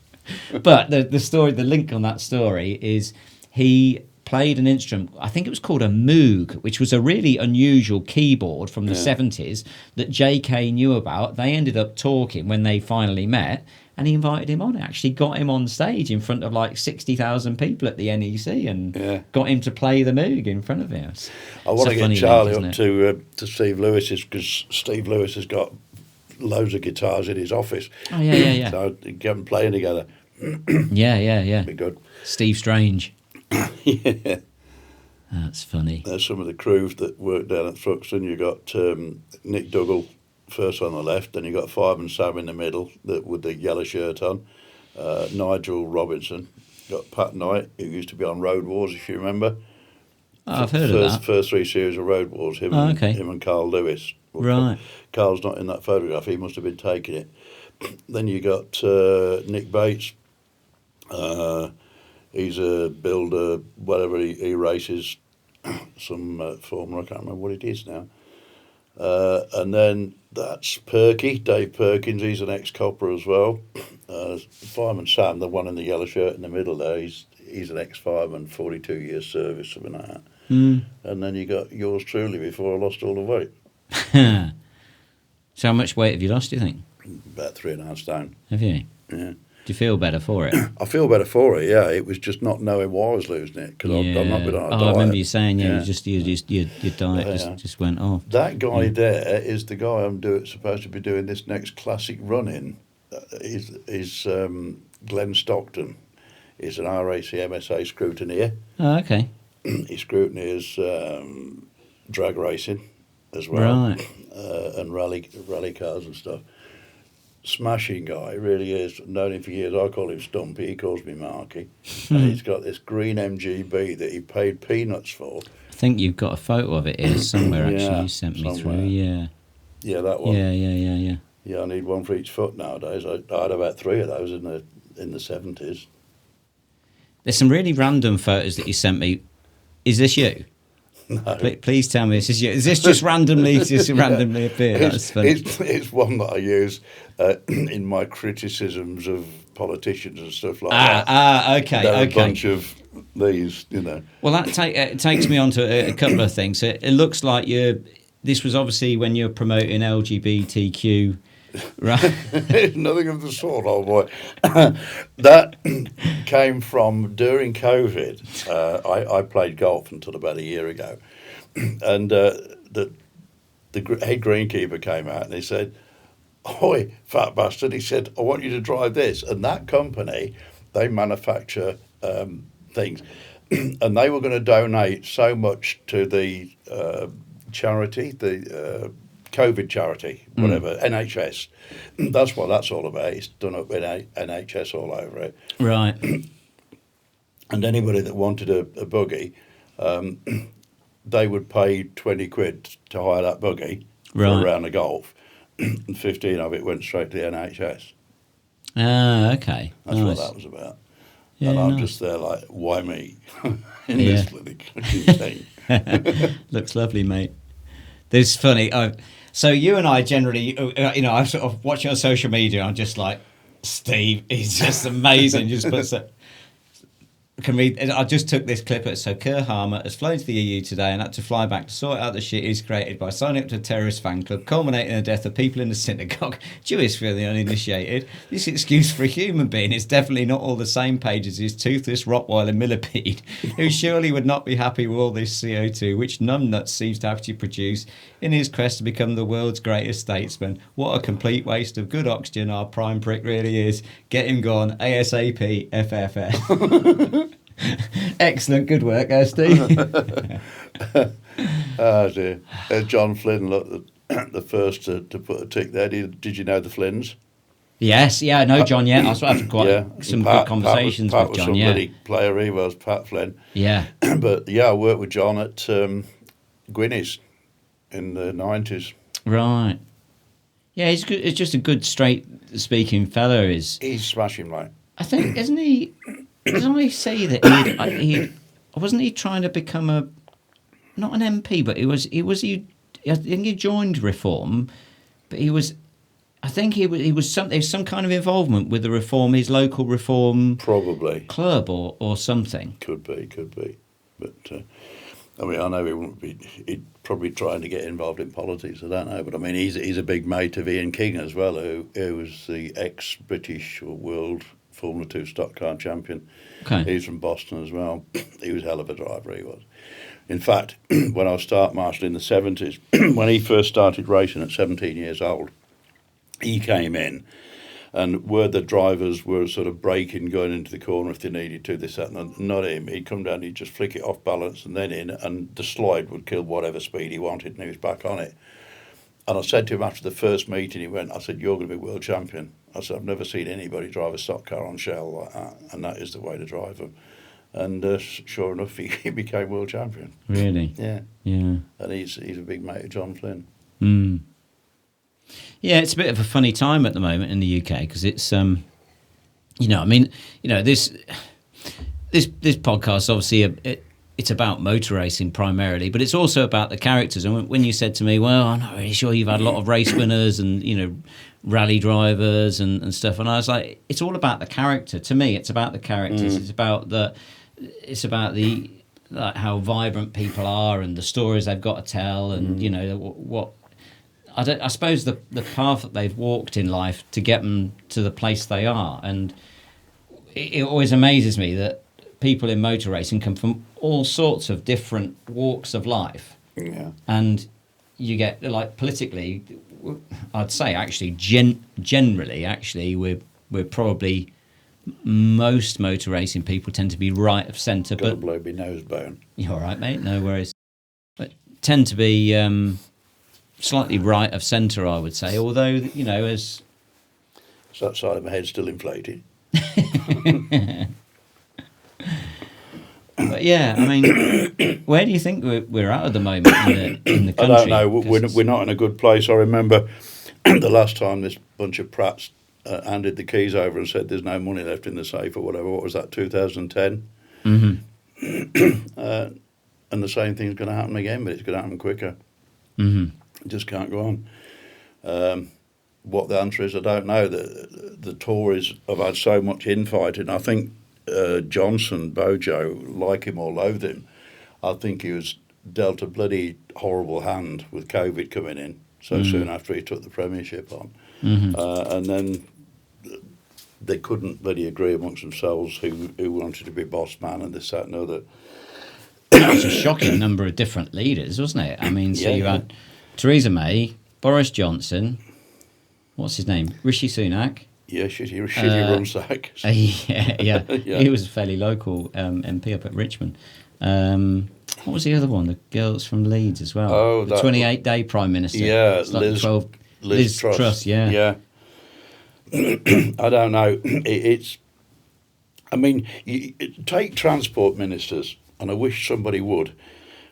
When I was a kid, the guy who did away with the railways, you know, the railways to smaller towns and stuff like that, Beecham, somebody Beecham, he was a tosser, and I've never ever known any government in my lifetime to have a transport minister that knows fuck all about the job, if you'll excuse the phrase. It's just a job to hand out to the boys. Oh yeah, he or she needs a job. Oh, they can be transport manager. Yeah, what is that all about? Exactly. It's really bizarre, isn't it? Is there any one of them ever been a member of the Institute of Advanced Motorists or had an HGV licence or a competition licence? Or It is really strange that they do that. The housing minister, and like the housing minister's just been done because she was, been given, let's be charitable and say, been given some bum advice about her mortgage. It's like you got a housing minister who's been, essentially been legally fiddling her expenses, or at least sliding it under the carpet or misdirecting or whatever you want it. They're all at it in some sort of way. I mean, look at this bloody identity card shambles. The company that's allegedly going to set all that up and print it all is Wanker's bloody son.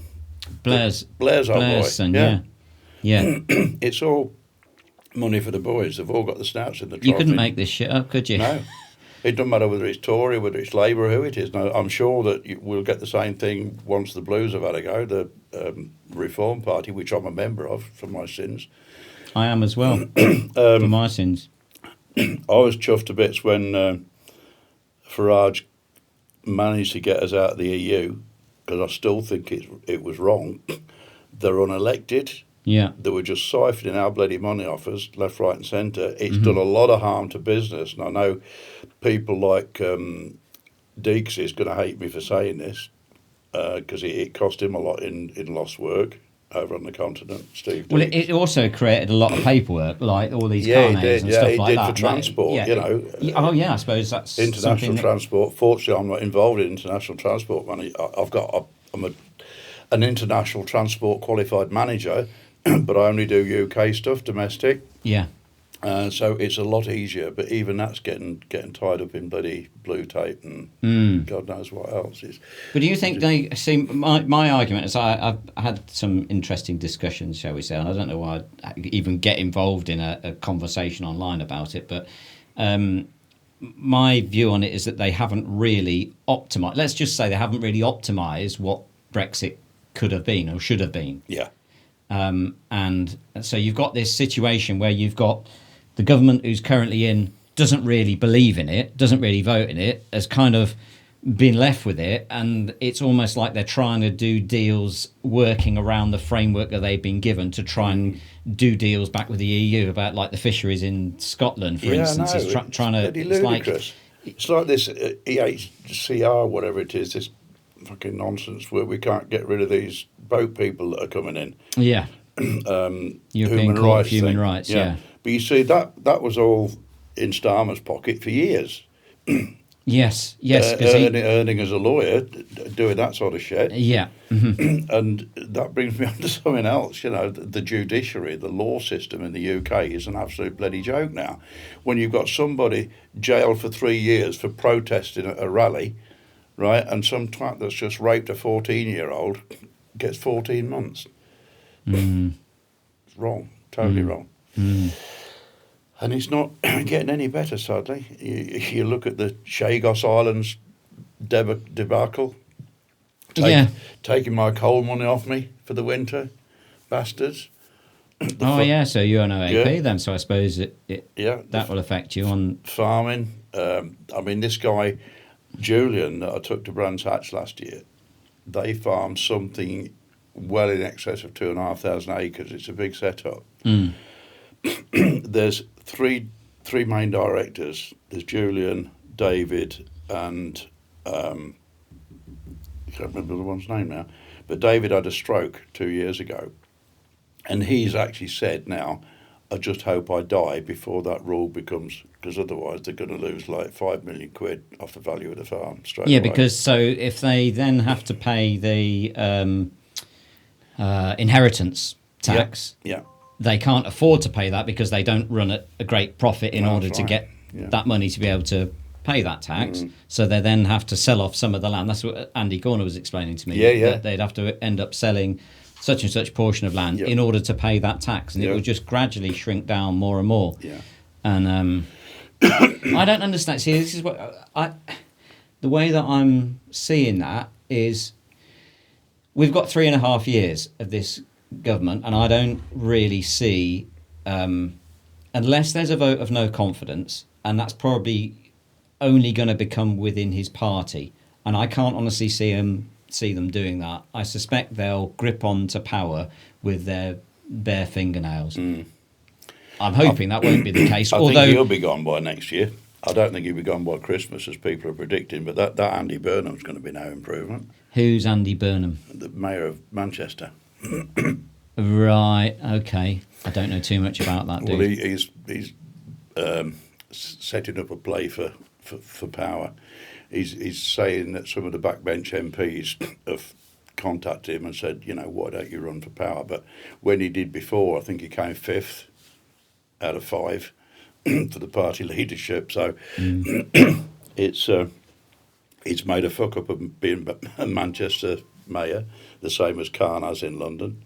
Right. So I don't know. I mean, that job down in London, he got voted in again for another 5-year spell or whatever it was, and it's obvious where he's getting the bloody votes from. But you've got this guy now, ex-Marine or ex-SAS or something. Oh, Ant Middleton. Ant Middleton, yeah. He's having a crack at it, and if they've got any bloody brains at all, these Londoners. So I've got guys that I'm training for Steve Lewis, for R3.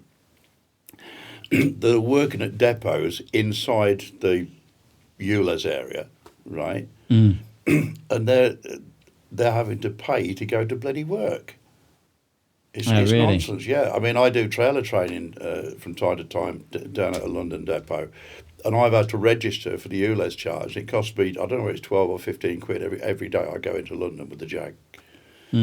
But Steve pays me, so that's okay. But if you're a working man, and the company you work for says, well, no, it's not my fault you live outside of ULEZ, so all this, that, or you haven't got the right type of vehicle. It's all bollocks. I can say it's interesting. I spend a lot of time looking at American podcasts, American commentators, people like Megyn Kelly. I watch Fox News quite a bit. I suppose, I'm through randomly, I've become right of centre, and I don't know how I've got there. I voted for Liberal Democrats when I was at doing A levels, and that was just I've just tried always to stay kind of middle of the road, and then I'm just like, how have I ended up being seen as a freaking fascist Nazi? It's like, how have I got to that place? Because I'm really trying to tread down the middle here, and yet I'm seen as being like right wing, and I can't really understand how I've got there. Do you know what I mean by that? Yeah. And it's just like, have you all gone fucking mad, or what? Like, I don't understand how we've got to this place. But one of the things I was going to say is like looking of what's happening from the States, like it or not with Trump, he's certainly doing what he says he was going to do, what he ran on, essentially. He's doing what he said Which is not happening with our man.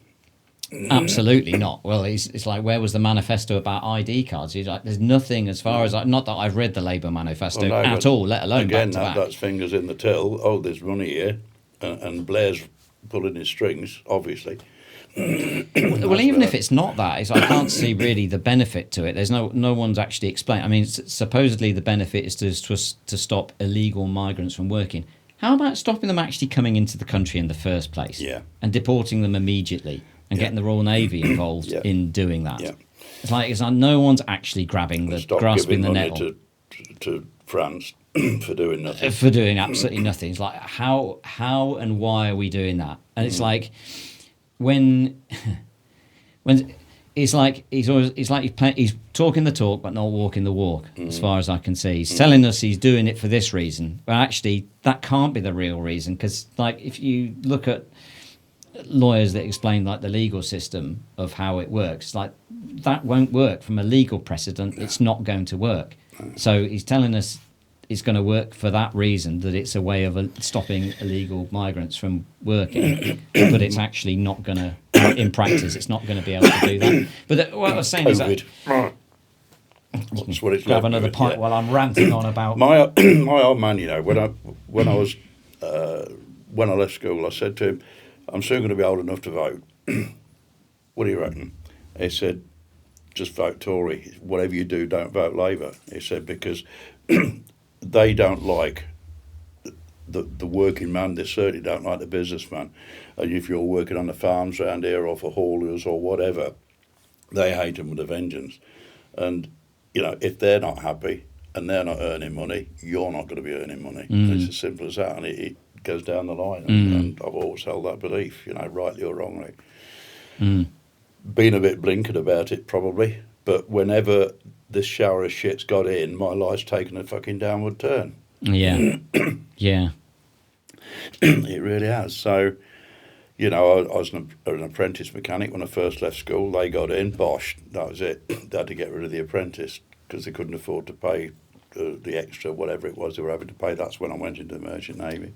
It's essentially the challenge that socialism doesn't know how to build things. They go into it meaning to do well, but actually doesn't know how to construct things. This is where, for me, the age of the career politician is coming to an end. If you look at what's actually happening in the States, the people that are actually doing most of the work are people that have created businesses themselves.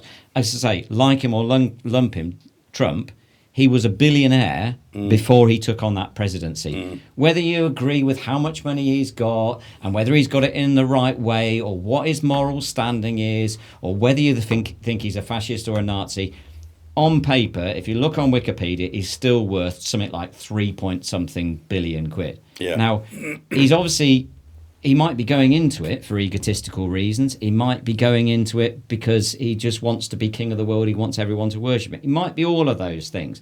But nevertheless, I don't think he's going on into it to make himself a load of money. I don't think he really needs any more money. But he does know how to create... He does know how to run a business. Might not run it as well as anyone else could run it, but he still nevertheless has run a business.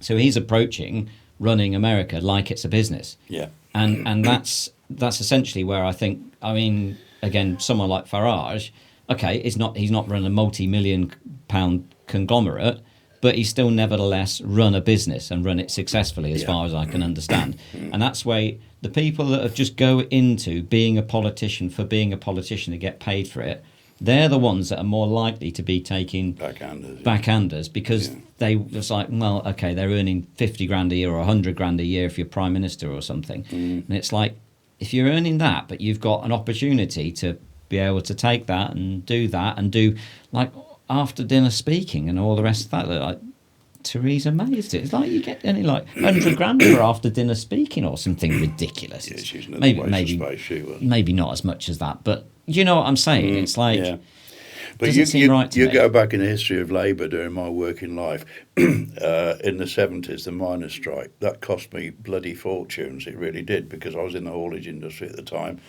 It affected work, this, that and the other. And the hypocrisy of it, there were so many miners doing other jobs and this, that and the other. Then we got to the haulage strike in the 80s, I think it was, late 70s, early 80s. I was working for Parker's again at that time, that green ERF. And we were buggered up because we weren't supposed to go. And the shop steward, I'd gone to park my car up first morning of the strike. I walked into the yard, up the path and into the yard. Morning, brother. I said, I'm not your fucking brother, twat. He said, you can't go in. I said, well, you ain't fucking big enough to stop me. And I just walked straight past him. Walked into the clock office, the transport office, and picked my card out, ka-ching, and then, oh, who's that? And it was the boss's son. He said, you can't clock on, mate. I said, mate, I didn't call for a fucking strike. I've come to work. You know, I've got a child that needs looking after and a wife who works as well. And he said, you can't do it, mate. He said, they'll just blacklist us, blackball us, this, that and other.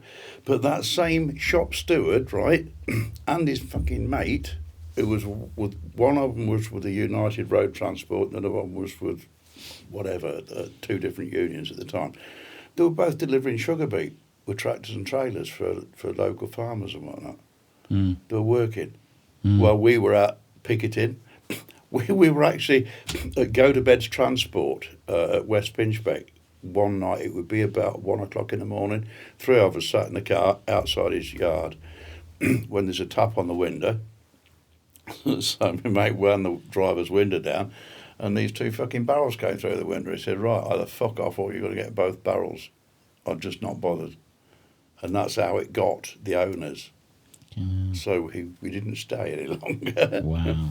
Oh, God. But we're doing picket duty at Machin's Transport at Holwich, and we were not only chopping their pallets up and putting them in this 50-gallon brazier drum thing to keep ourselves warm, we were actually stealing diesel out the lorries to get it lit and keep it going. Yeah, brilliant. Amazing, yeah, funny. Oh, yeah, so I've had some rough times under this bloody bunch of clowns, which is what I call them. Yeah. The way I see it, we've got to batten down the hatches until that point, Yeah. I mean, it's like Reform are leading. And, you know, Christ, this podcast isn't political. It's not designed to be political, but nevertheless, we should talk about shit that we talk about as on a day-to-day basis. Do you know what I mean? Like sort of things that we'll talk about. It's the sort of thing I'll talk about with John Flynn. And, you know, it seems a crazy situation. That there's so many crazy situations at the minute. Place. I mean, you look at this bloody Israel-Gaza thing. It's a known terrorist organisation, Hamas. Mm-hmm. They sent 1,500 people into Israel to a pop concert and killed how many? That's 2 years today. Yeah. 2 years to the day today, that is. And it's like 2,000 or 3,000, I think, wasn't it? It was. Yeah. And they took all these bloody hostages, and there's still like 48 of them in captivity, Yeah. and only 20 of them still alive. Yeah. So what the hell have they done? I don't know. I don't agree with children getting bombed and killed and this, that and other, but these bastards, they're hiding in amongst the civilians. Correct, yeah. That is their line of attack. Yeah, they hide RPGs under children's beds. And rightly or wrongly, if Netanyahu, or whatever he calls himself, flattened the fucking place in the first month, that would have sorted the job out. I'm sorry, but that's my view on it. That they've got but no they haven't done conscience that. They haven't done that. They've gone and done street fighting. And it would probably sound like I'm being absolutely lunatic from saying, oh, they're hiding RPGs under kids' beds. That is actually happening. That is actually happening. That's based on the people that have been there and have been into the houses and said, I saw it. I saw the guns under the kids' beds. I saw it. It's like, holy crap. They're like breaking every Geneva Convention that they can possibly do. And then what you see is Israel bad, Israel killing children. It's like they're trying to get to Hamas. They're doing it as diligently and as professionally as they can. And yeah, okay, we want peace. We all want peace. There's been a peace plan that's been presented. Hopefully they'll actually get to that point. But what do you do if they're just breaking over the border and, you know, butchering whatever it is, 2,000 odd people, and then kidnapping a load of people, because they made a pledge to their people. They won't, if they get kidnapped, wherever they are in the world, they'll go and get them back. That is their pledge to their people.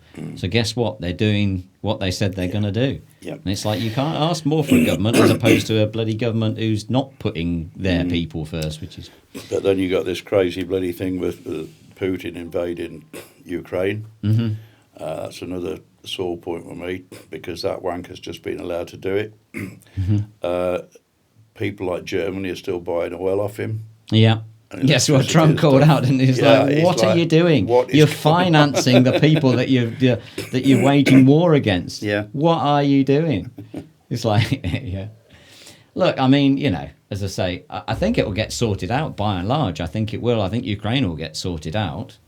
He's interesting. He's actually pushing back on Russia at the moment, because I think they're faffing him around, and I don't think he's one of these guys that will stand for much faffing around. He's just like, nah, that's enough of that. I think we'll go and win this war then. And it's like, you can't win a war against two nuclear powered. You can't. You just. But and then you've got the power thing as well. We're not allowed to do North Sea oil drilling, fracking, anything like that. Yeah, what is that about? Miliband's a complete prick. He's a multimillionaire. He's in charge of net zero, isn't he? Yeah, and he's got his fingers in so much going on there, wind farms and solar farms, and we've got a massive... I get that. Look, I from a personal point of view, I get electric cars. I get them. I get that, you know, they're cheap to run, they're efficient, and okay, they don't have the range that a petrol car has. And I should say, hold my hand up, I own a petrol car. I've just bought a recent, petrol car. But I see the benefit of both. I see the benefit of hybrid. For me, the way that it should work is all the mandates should be taken away.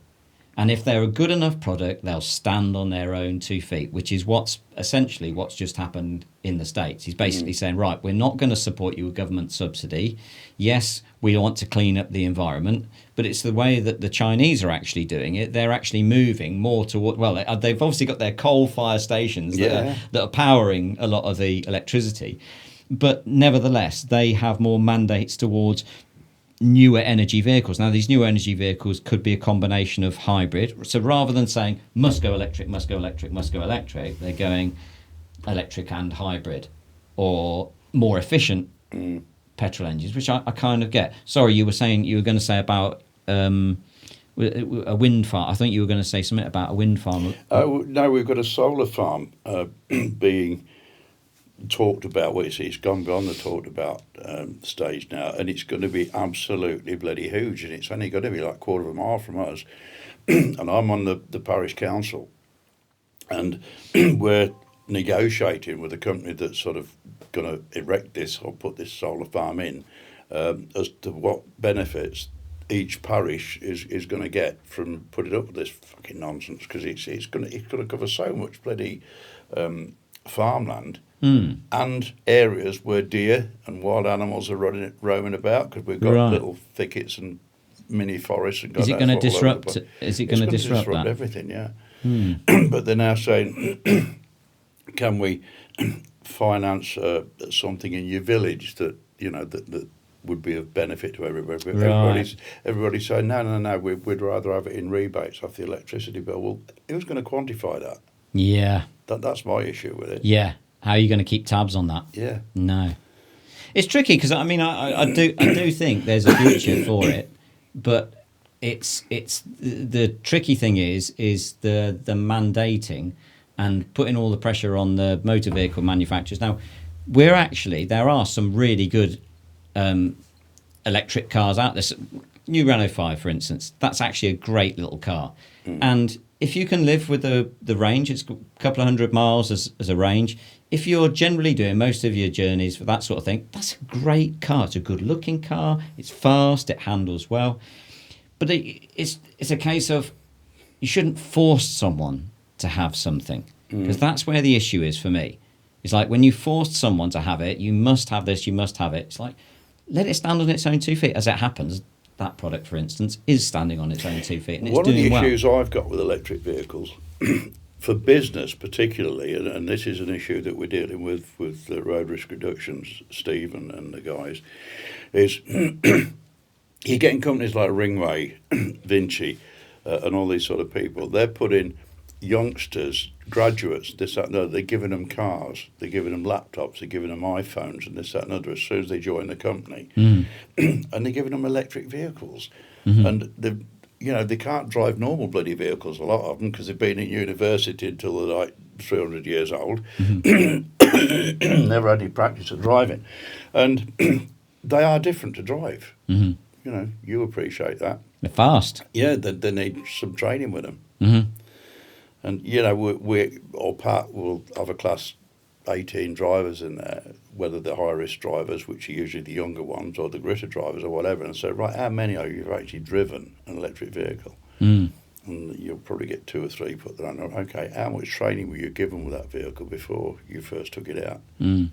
And did you find it really different? Yeah. So, training. I know that's our line of work. We train people, we instruct people, whatever. But it's got to be a consideration, in my opinion, with all this stuff. Yeah, definitely. There's a bloke in Spalding, I don't know him personally, but one of our customers at Fulney Sand and Gravel, where I'm transport manager, he came in, he said he went with this guy in this super duper Tesla, and it's the all singing, all dancing one, and he said it's fucking incredible. It's like they're ballistically quick. 2.5 seconds and all to 60, something like that. Every electric vehicle I've been in, even the slow ones, are like ballistically quick. It's like you, when you get in them, you appreciate just how good they are. Actually, it's the limiting factor is the range, but to give you a little bit of an idea of where the infrastructure's gone. I just happen to know this because I've done quite a lot of electric vehicle training, but the number of rapid and ultra rapid chargers is like something like 8 times as many as there was. I don't have the exact statistics. I know there's 80,000 public chargers in the UK now. And when you look back at where that was about 7-8 years ago, it was like 10, 15, 20,000. Something like it's like trebled in the last 4 years, I think. And so they've made it a lot easier to use. But it needs to stand on its own feet is where I think that's because essentially what's looking likely is 3.5 years reform are going to come in. They'll take away the mandates, they'll take away a lot of the subsidy for it, and they'll say, right, stand on your own 2 feet. And once that happens, I think they need to, if they're clever enough as a manufacturer, they need to prepare for that. For that. Right now, the going's, as I say, the going's good, but it's still a bit of a challenge in the marketplace to sell them. I'm getting my left hand washed at the minute. Mate, is there anything more we haven't covered? Is there any stuff? I see you're the most prepared guest I've ever had in terms of what I didn't speak about was I'd mentioned Bilgwyn Rally School, Silverstone Rally School, and I worked at Drive. Obviously, worked at Vision Motorsport for many years. Oh yeah. Big Actually, there was with Dave and Shelley. Yeah, that was that was a photograph that Dave actually took. It was the same car that I've got a photograph of him coming round off the corner, off to the right there. He's doing some laps around the circuit, and he's on the phone driving one-handed, in a Lamborghini. Brilliant. But it was parked there, and big old rainbow. That was the. Is that Endstone? Is it?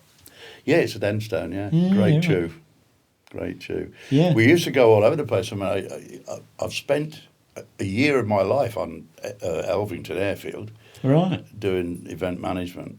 Right. Do you remember a guy called Watto? He used to. Yeah, Graham Watson. Watto. Yeah. This is a black flag. If any of you lot fuck about, I'm going to stick that up your arse. He used to say, I said to this bird, and there's a plaque. So I said to this bird, no. There's a plaque in the briefing room Brilliant. at Rockingham that said, we're never going to know what he said. So I said to this bird. Steve used to have it on the side of his helmet, didn't he? Yeah. But he was event manager at Vision before I took over. Was he? I took over when he went to Rockingham. What a diamond. And one of the girls was sort of slouching on a seat in the we used to have this Arctic trailer as a briefing room and whatnot, you know, for side on and all the rest of it. And Steffi Haynes, George's wife, she used to be my main wingman there. And one of the girls was like, and she was eating a banana. And he would deliberately wait until somebody had just taken a bite out of something and then ask him a question. And his answer would always be, don't talk with your mouth half full, shove the fucking rest in and have a go. And I've always remembered that. I'll still use that gag as well. He was a diamond. What a character man. he was. Yeah, he was. He's been gone a long time now, hasn't he? That must be over 10 years, I reckon. Easily. Easily, because I took over as EM in the early 2000s, very early 2000s. Yeah. For Dave and Shelley, not. And we used to have some right characters working there. Cy Clark, a mate of mine, Steve Bridges, who now resides in France. He was an inspector in Thames Valley Police Force. Right. And I met him at ProDrive, and what a player he was. A great guy. One of the few police drivers that I've ever had any faith in their ability. You know, you put him on a skid pan or whatever, put him on a track, and he's proper. But you put him out on the road, and he's doing all this nonsense. But on a track, he was, you know. Apologies for the sound issue. This bloody throat's really doing me in at the minute. Yeah, wait. So yeah, that's basically it. That's sort of brought us up through the ages, and now with R3, bless them, and flagship partners at Peterborough, I'll give them a mention because I do assessor training for them as well. Do work for them, not much, but enough. Mega. So there you go. Well, Steve, thanks for coming down, mate. It's been a pleasure. It's been a pleasure having you over, mate. Yeah. I said, what's your normal saying that you normally say at the end of every phone conversation? Keep the revs up. Keep the revs up, mate.